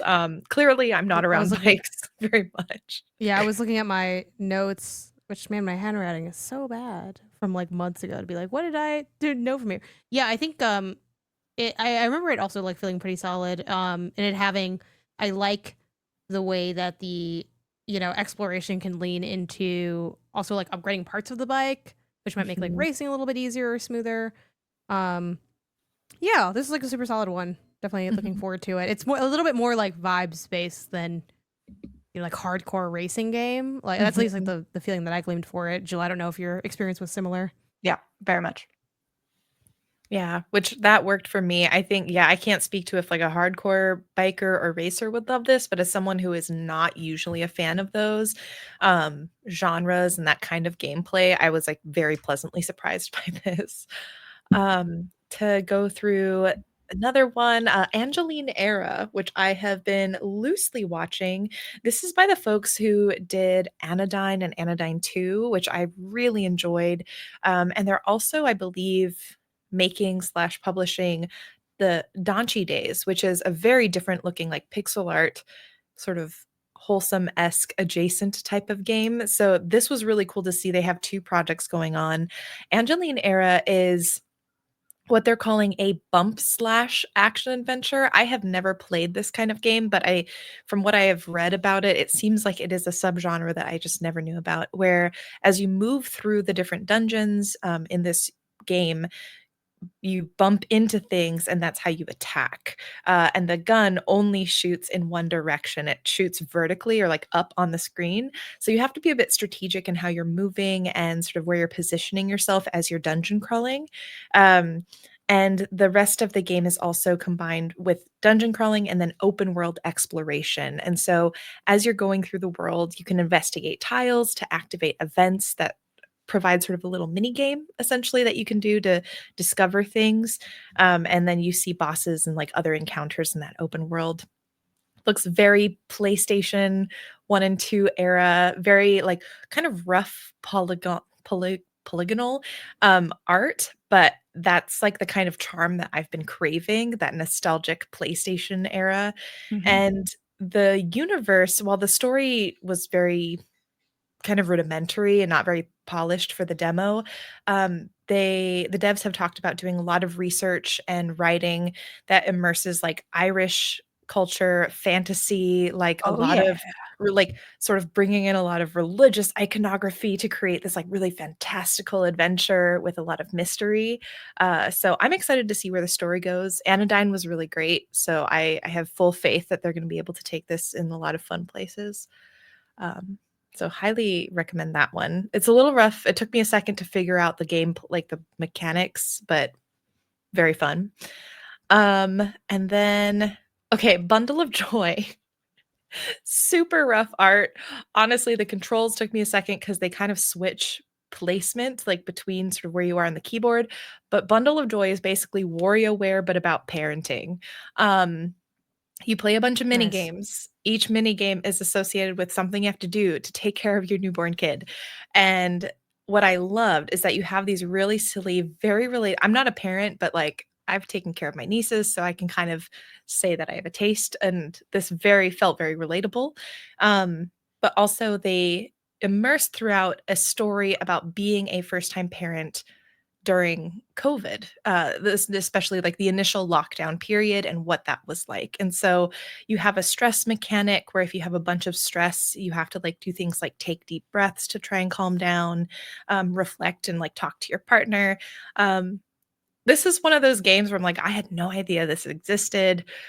It's really rough, but I am so happy I played this. Like this was one of those I'm really glad I discovered during Next Fest kind of games. So Awesome. yeah, it's by SA Games. And then the last one I wanted to shout was Whisper of the House. Um, this one was interesting because I downloaded it and saw that they had an apology because there was inappropriate content. And so I'm like, Oh what was the no. inappropriate content that they put? But I will say from my personal experience with the demo, it was a really charming, wonderful game that seems to allude to some dark undertones, and so I think they maybe went too dark without people realizing it, and so Hmm. I think they're having to balance some audience expectations. But Mm. from the mechanical standpoint, you are someone who, like, helps people move into their houses, and so this plays like unpacking, but you're a mover for a variety of people. So you just go to different houses, you unpack, and it's just very satisfying object placement and organization. The kicker is as you place these objects, like in unpacking, you're learning about the people, and some of the things you're learning may not be the most savory. And I think that's where they ran into trouble. It's because in the trailer, they had like someone doing like a seance, and there's like a witch's cauldron and a portal. And so I have to look and see. I don't know if they've like posted what it is. Probably not, because that wouldn't be good for PR. But yeah, they said they've removed it and they're going to reevaluate and make sure that like expectations align. So hopefully they do that. So I guess this one's a recommendation with caveats Okay. based on whatever they I'll do. tell you one thing. I'm gonna be feverishly Googling to try to find what this content is because I am nosy. So Yeah. Oh my I'll let gosh. you know what I come up with. Please But do. I've been meaning and um I just have not had the time yet. Okay, Jenny, of those, what is your number one demo? I feel like probably Centum, honestly. That's the one I've thought the most Okay. about mm, post Next Fest. Like, Mike's not here, but he's here in spirit, You know, you know? I'm here for repping Mike Sicko horror tendencies. Okay. So I know that I said top 10, but I'm retconning it. Now it says top 3.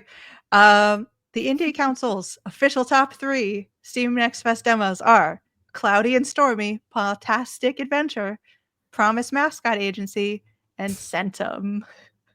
Nice. I think what a that's a cluster. fantastic list. Yeah, I this is a love that. great. Go check those out. Go check out everything that we talked about.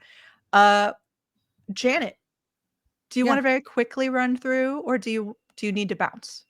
Because No, I can run through. To be transparent, I literally was like, "Can we stop at 5:30 so I can watch a soccer game?" It's not that deep.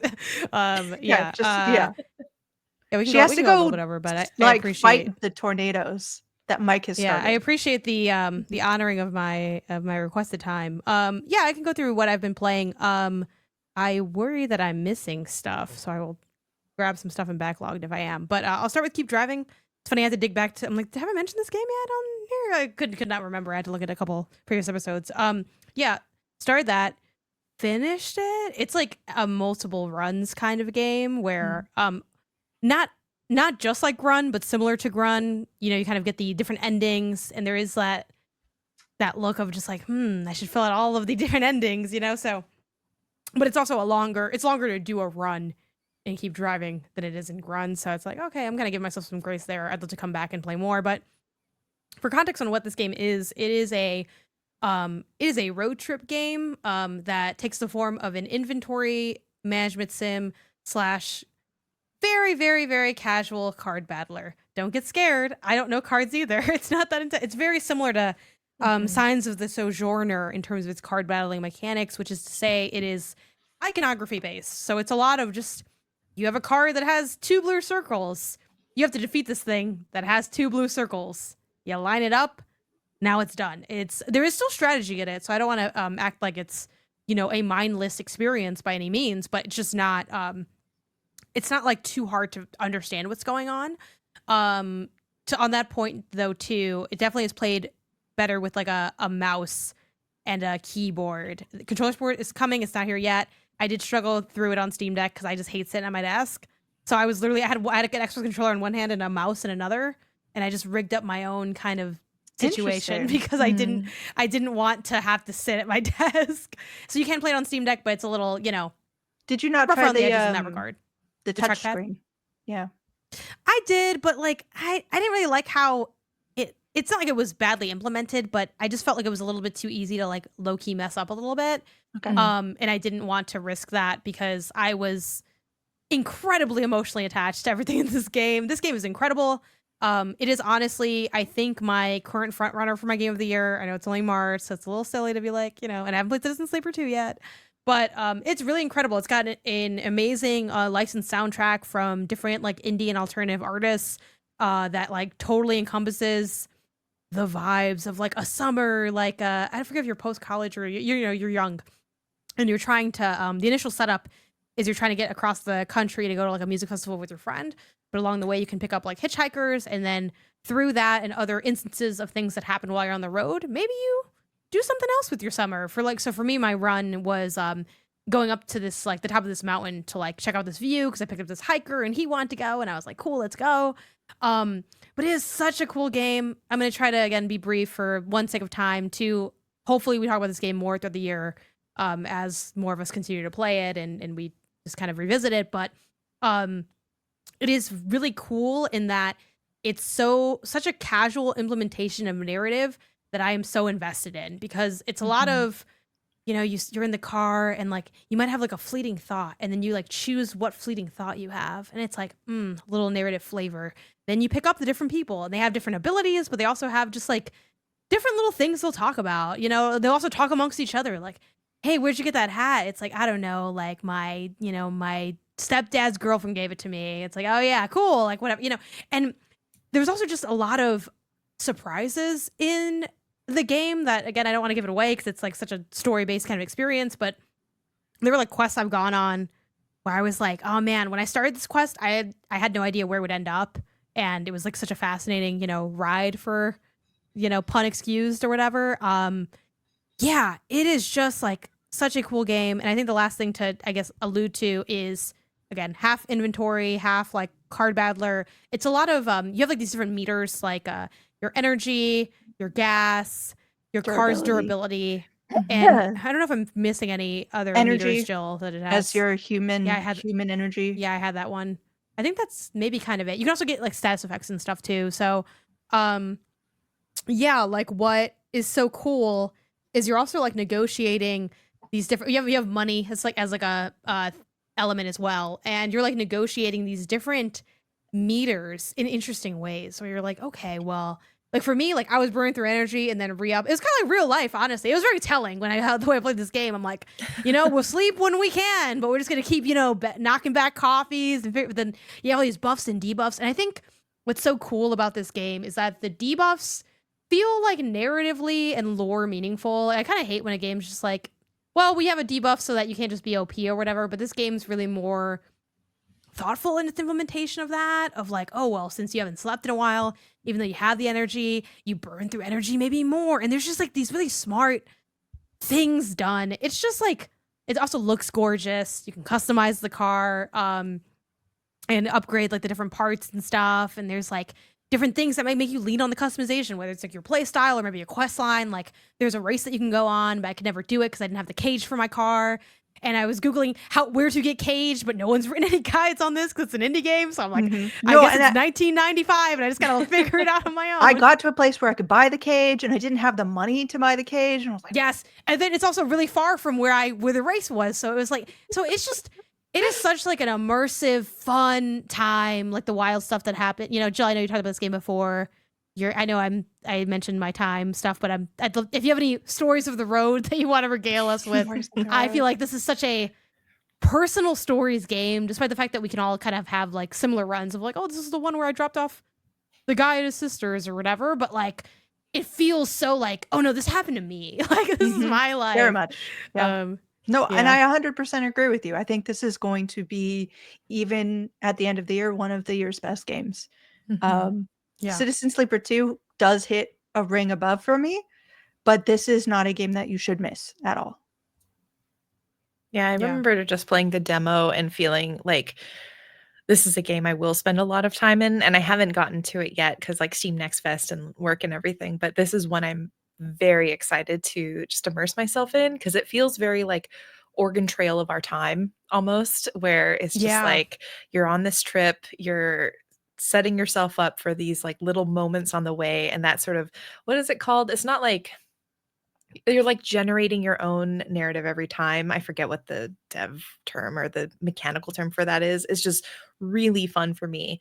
And usually that kind of game where you're generating these emergent, thank you. It has that emergent narrative feel. And usually when we see emergent narrative, it's in games that I feel are really inaccessible to me, like the Dwarf Fortress, you know, like a lot of the Kickfox, like very systemic, deep games where I hear everyone's tales of like how their Dwarf Fortress dwarves are doing. And I'm like, I could never, because I'm just not that kind of player. This allows me to get that emergent storytelling feel in a much more structured way that I love. So I can't wait to play. Yeah, it definitely has that. And I think the traits go a long way on that too, because it's like I mean, obviously as you play more, it kind of has inherently less surprises because you've seen more of the kinds of outcomes it can have.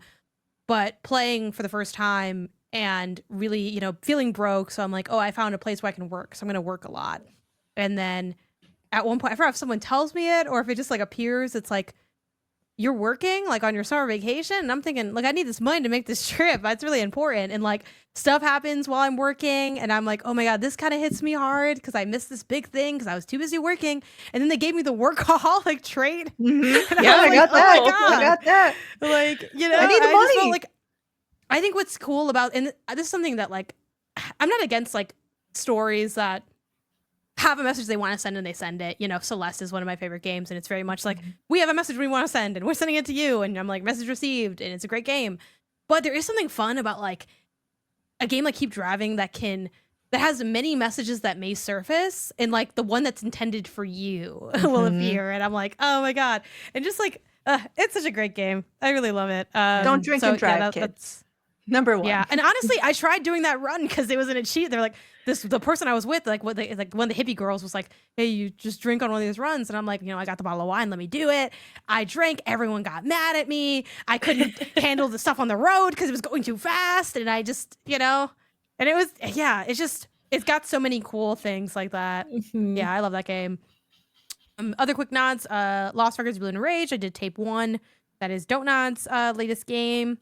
I'll be pretty brief because frankly, it didn't really hit for me. I'm more being brief for sake of time, though. I don't mind getting into like why it didn't. I think the long and the short of it is I felt like a lot of it was set up, and it was like very kind of like slow, like a little meandering for me. And I also kind of felt like it was a lot of the emotional attachment I would have to the characters would be of my own doing, of like, oh my God, I just love like a cast of like teenage girls. And I do. I think that's very sweet. I love seeing, you know, girlhood explored in games and youth explored in games, but it just didn't really have like, I did not feel across the screen, why were these friendships so special yet?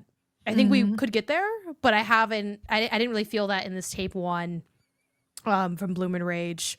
So that was that, but I finished it. Tape 2 will be out in April. Yeah, it's weird because it didn't seem like it was going to be a episodic thing.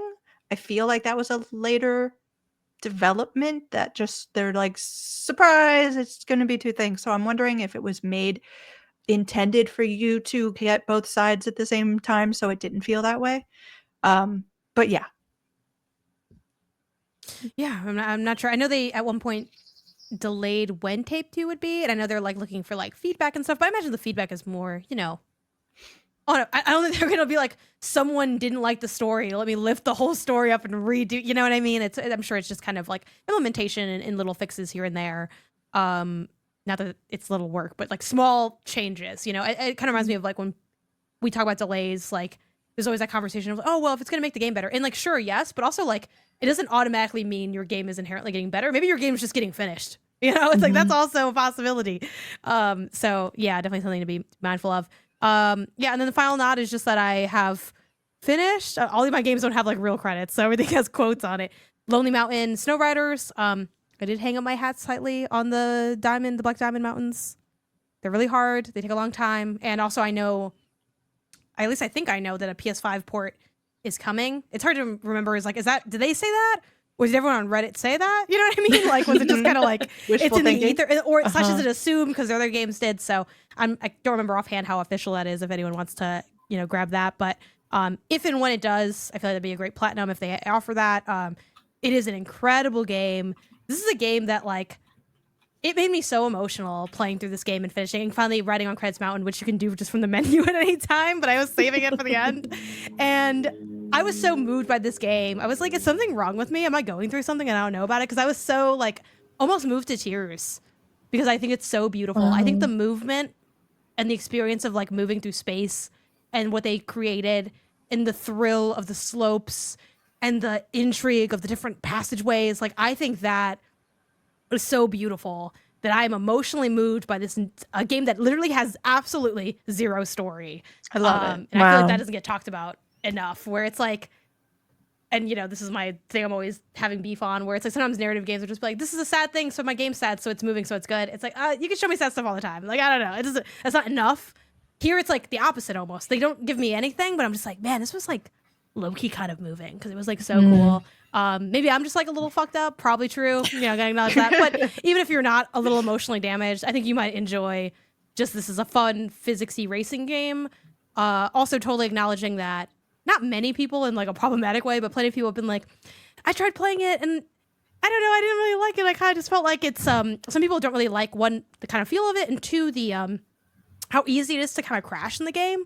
It is a hard game. It is intentionally a hard game. Part of what I like about it is that it's a hard game, but like any other game, hey, it meant a lot to me. It obviously means a lot to a lot of people. It's gotten like really good scores, but like you might just not really like the feel of it, and that doesn't necessarily, it's not necessarily like a right or wrong, but it's very sweet when people are like, what am I not seeing? I'm like, I think it's good, and you don't think it's as good. It's like I was saying, which I think is a bummer when people like maybe hear something that people are raving about, they want to have that experience, and they're like, damn, that wasn't my experience. It's like, them's the cards sometimes. But yeah, I love Lonely Mountain Snow Riders as much as I loved Downhill Mountains, maybe more. Wish the name was better. It's hard to say. I forget every time. It has a colon on Google and not on the screen, so I don't really know what's going on. But shout out to Lonely Mountain Snow Riders. Shout out. Okay, Janet, we're going to try to test the back end technology here to let you go. So Cool. Thanks. So go ahead and Fancy. see. Be free. If everything drops out, that's, Mike isn't here to stop us. So luxurious. Thanks, y'all. I'll be sure to eye the games you have in the dock, and then maybe wish list them if I don't already have them. I love it. All right, I'll see y'all later. We'll see you later. Bye. Oh, pretend she's here. Okay. She literally just left. There we go. There we go. That's what I was expecting to happen. I was like, really, is she just gonna okay. Jenny. Yes. Let's talk about a game I know that you are excited about. I'm now very excited about. Scarlet Hollow has the Roads Untraveled update. Yeah, so excited. Oh my gosh. I knew that you were gonna have that reaction. And I remember you speaking of this, and I was very excited to check it out, and I knew this update was coming. So I've waited to talk about it until we can talk about it. I'm super into this game. I want to talk about it, but again, I remember you saying like you can't talk about it because you'll mess up all the, like, you'll ruin it, because unlike say this Black Tabby Games is the developer, unlike Slay the Princess, which is their very recently released game. This is a narrative, and it's like a linear narrative tale that is happening. You do have a lot of choices. There are a lot of branches involved, but like saying sort of anything does sort of like it could trim some people's branches. It can like kill the mystery of what's going on.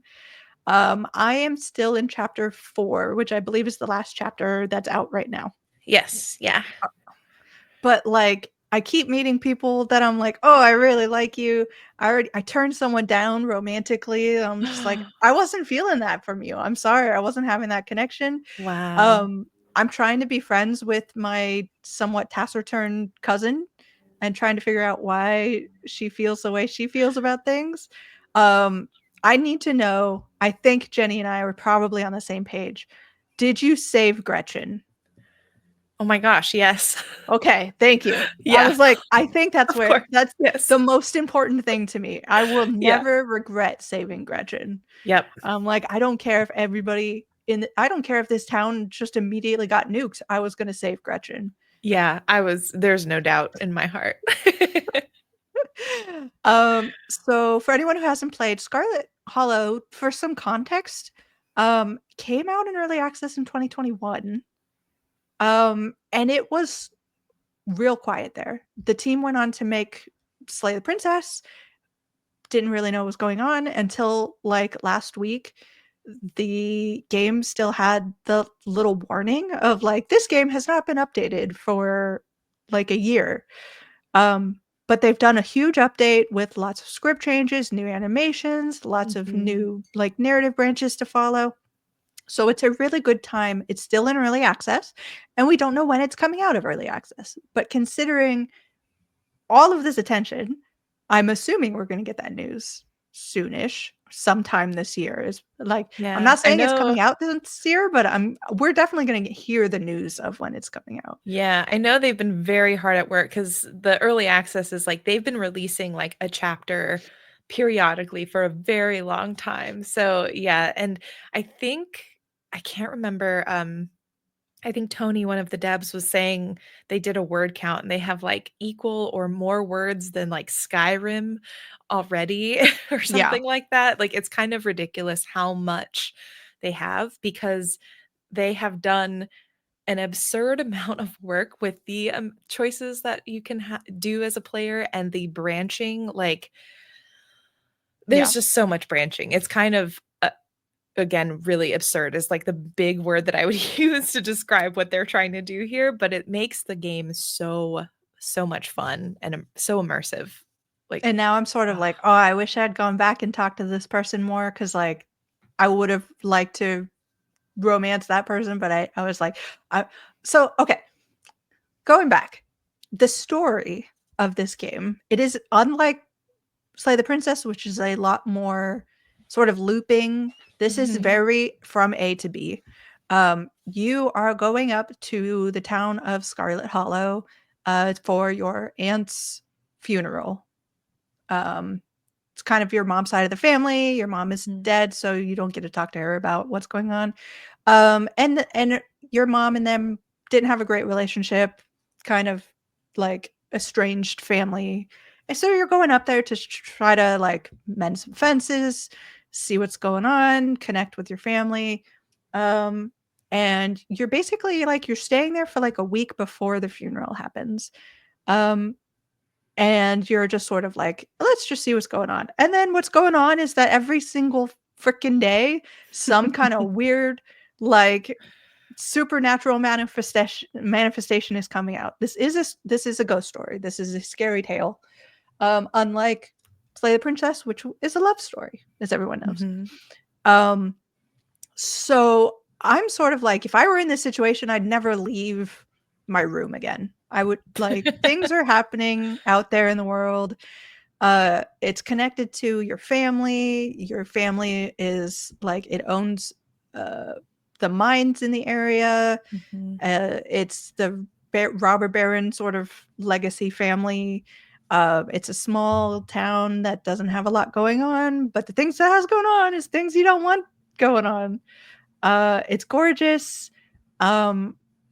it's so sad because like there are things about it where I'm like, oh, I wish it were fully voiced because Princess is fully voiced and it's so good, but that's okay. The There are number a of lot of lines I feel like make that would be such an it's expensive so endeavor. bad, yeah. And I still have no idea what's going on. Like Mhm. I'm getting more and more of a sense, and every time that you complete a chapter, you're like, okay, I'm getting more of an idea of what's going on. Um, I haven't had anybody die. I don't know if it's a possibility. I mean, It death has happened, I but like, I think it's a possibility. So your choices really matter. And I think what's interesting to me is like it is a linear game in that you're going from point A to point B, but in between there's like a point one, which is not a sub point that people would put, but like there's like a point one, point two, like there are so many divergences to all end up at point B. mhm. Um, that yeah, it's really interesting to talk to folks and what about their experiences playing because I've had some very different story beats from folks I've talked with, and what's really cool is you get like the RPG element of getting these abilities, and so because you have like sometimes the ability to like talk to animals or you're more Oh, I charismatic. need to go back and do that. I forgot Yeah, that that was an option. I didn't pick that one, yeah, and now I'm it's like, oh, dang it. you get more options that way. So it's like very fun to see the way that your play style informs even the choices that you get. Yeah. Mhm. Um, go play it. It's really fun. It's still in early access. I get if that's not a thing that you want to be involved in because you want the full and final thing. But it's a lot of fun to play, especially at night on a cold, creepy day. Mhm. The other thing that I've just not been able to put down this week, Nights in Tight Spaces. Mhm. I love this game. I mean, I had a moment when I was first playing it where I was very disappointed because I'm a D&D fan, and I think one of the more vital parts of D&D is the narrative element, the Mm. story that you are telling. Nights in Tight Spaces story is basic, like for all of the shades of meaning of that word. Um, very one-dimensional, and because it is a roguelike, it's got roguelike elements to it, you are replaying that same story over and over again. The best thing I can say, though, the developers have made it so easy to skip. So you don't have to worry about it. You just skip on through. When you are in combat, I can literally I'm seeing it behind my eyes as I go to sleep. I'm like in love with the strategy involved, with the visuals. Oh, I should probably not have that up there. Um, with the way that things play out. My favorite character to start out with, because as you might in a D&D campaign, you start to get a party together. So my starting character is almost always the rogue, and their job is more sneak over and push people into the way of other people's attacks, or like m- mess around with things. It's cunning. It's like you do a little jab so you get an extra momentum thing. So you just keep playing over. Like, oh, it's so much fun. It's so satisfying. It makes you feel good. It makes you feel smart as well as powerful, which is an interesting thing to do. Um, so that just released this week. Nights in Tight Spaces. I can spell, no one panic. Um, it's from the developers who made Fights in Tight Spaces, so a lot of the game Mhm. is actually just kind of a pun because 'cause they're like, "This is gonna be funny to do." Um, so yeah. Yeah, You this one looks really I haven't played it yet, but it is on my wish list. I am trying to, like, eventually get to it because I liked the first I guess it's not a sequel it's it's it's kind of a not. sequel? Yeah, It's but it's just kind of a follow-up. yeah, I liked the first sort of iteration of this game, and so seeing the, like, pun version, I think is really cool, and honestly, I love it. It's like you had a good concept. Why not explore different ways to do it? Like, especially with the industry being what it is, I celebrate teams that are like reusing and recycling in smart ways. And I think this is like a Yes. really smart way to do that. So Really kudos well on that end. done. Beautiful, like, a balance for everything. I love the energy, the synergies for all of the things that come in, playing around with all the different character types and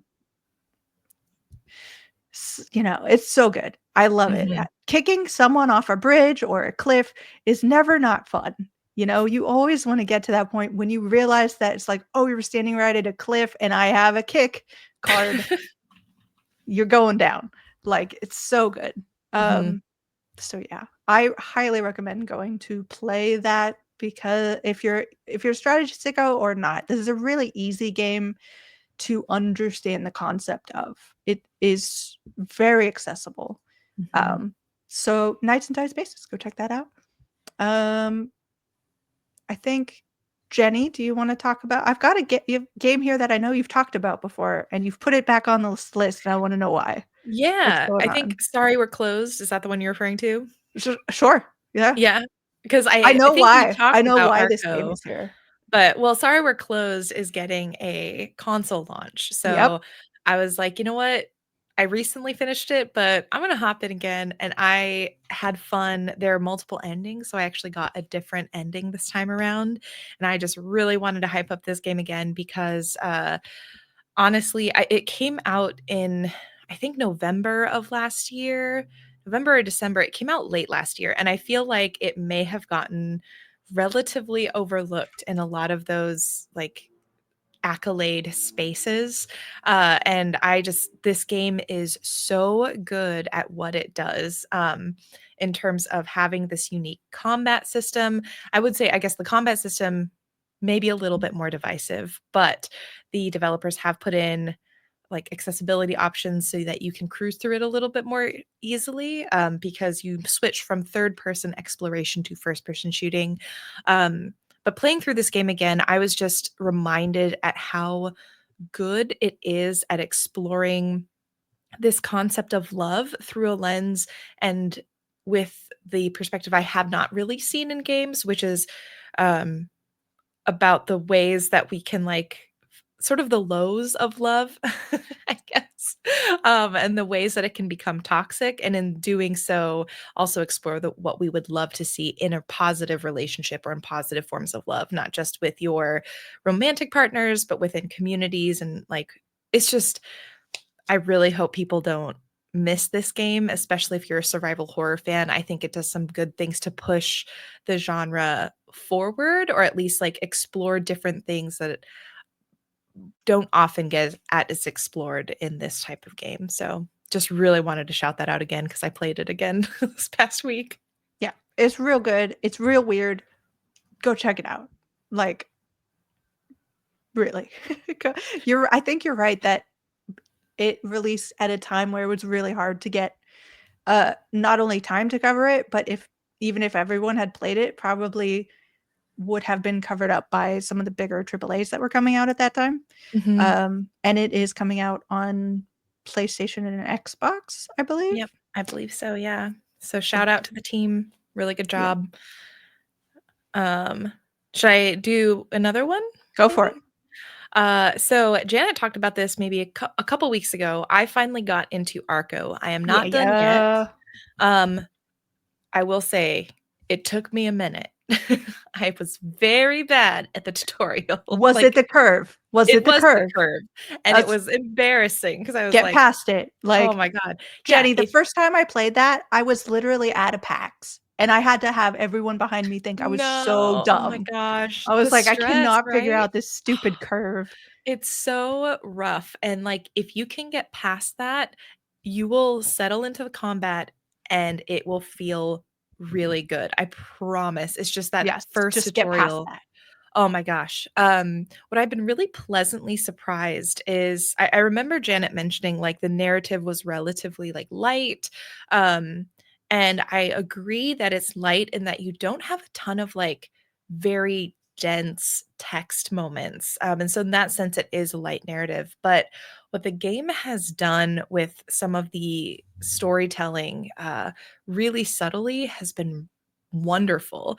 It's a story about sort of this fantasy. It's like North America meets Like Mesoamerica, sort of. America, yeah, sort of uh, aesthetic mash of cultures. And you're taking on the perspective of these multiple people who are encountering and experiencing the colonization of their land.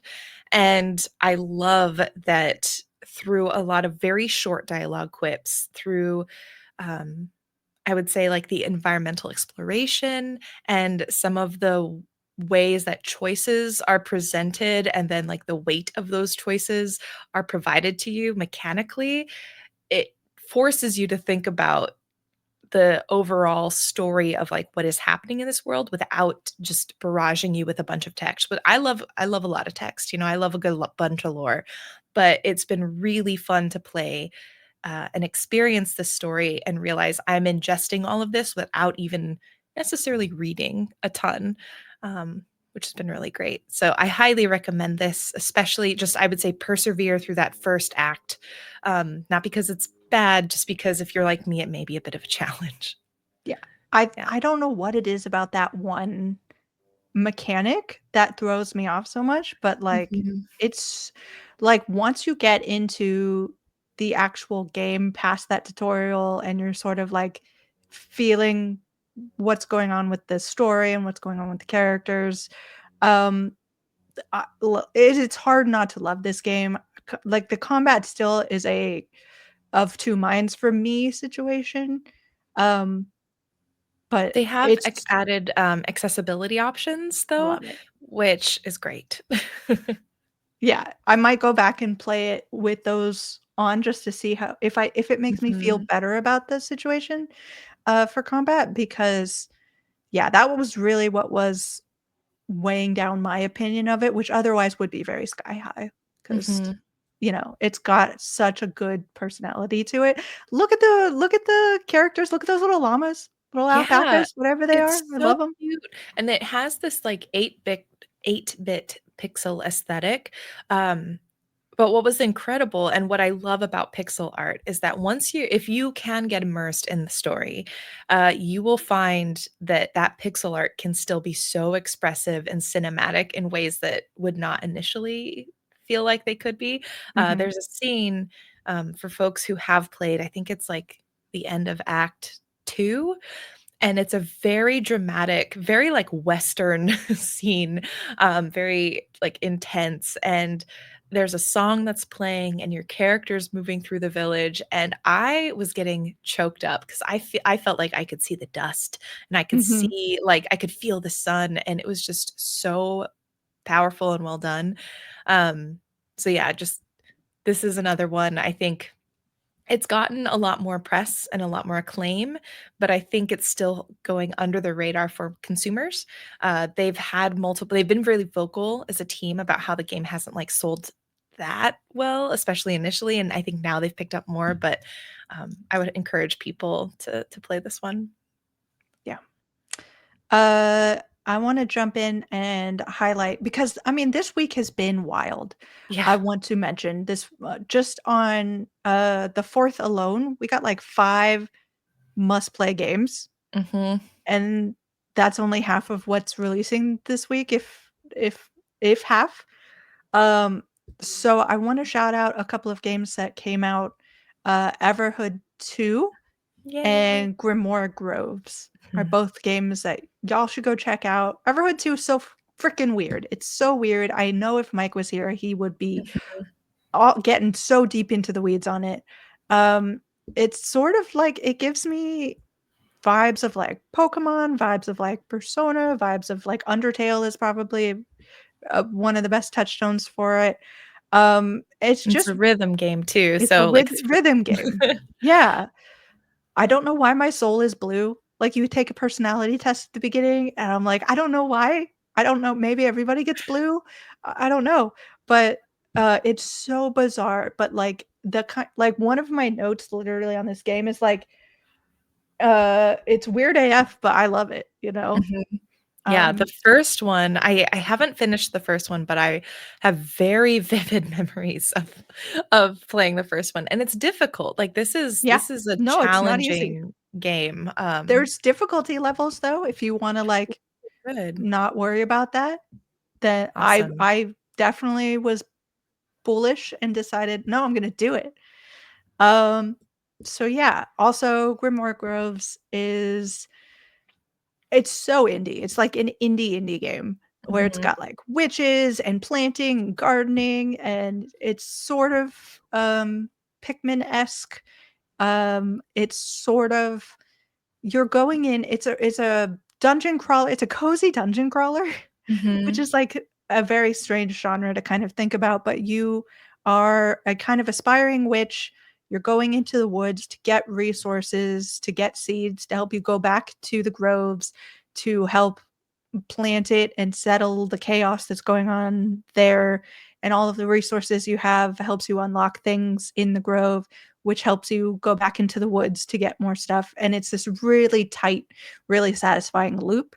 And it's probably one of the most beautiful hand-drawn games I've seen this year so far. So that's sort of where I am for those games. But Jenny, is there anything else you want to shout out before we move? Not a new title, but one I have returned to, which is Rusty's Retirement. If you have not played it yet, this is essentially an idle clicker game. When you boot it up, it sits at the bottom of your desktop, and as you work, you are playing the game, which is wonderful for me because I'm doing a lot of working right now, and I can't play as many games as I want to. And so having that up is just really nice. Basically, you have robots that you can use to help automate collecting like farm resources, and you expand the farm, and it's very straightforward but very comforting, and it's just nice to have something where if I want to, I can take a minute or two to take a mental break, check on the farm, but if I am working, it just like kind of pleasantly idles at the bottom of my screen. Rusty's Retirement also, I think, if you have not seen this game, it has ostensibly like Vampire Survivors created the survivors like. I would argue personally that Rusty's Retirement created like the desktop idol like, or at least revitalized that genre to a point where we are seeing so many of these desktop idol games. So it's just like if you are interested in that kind of game, this is the one to check out for sure. And there we have it. Those are the games we've been playing this week. I'll make sure all of those are listed down below in the description. But that's the end of this week's council. Thank you to everyone for joining us. Thank you, Janet, somewhere out in the ether. I hope your team is winning. Yay, sports. And the Tornadoes are losing. Yes. But we're on Spotify and Apple Podcasts. You can check the Indie Council out on its socials at the Indie Council on Blue Sky. But this session is closed. Go play some indies.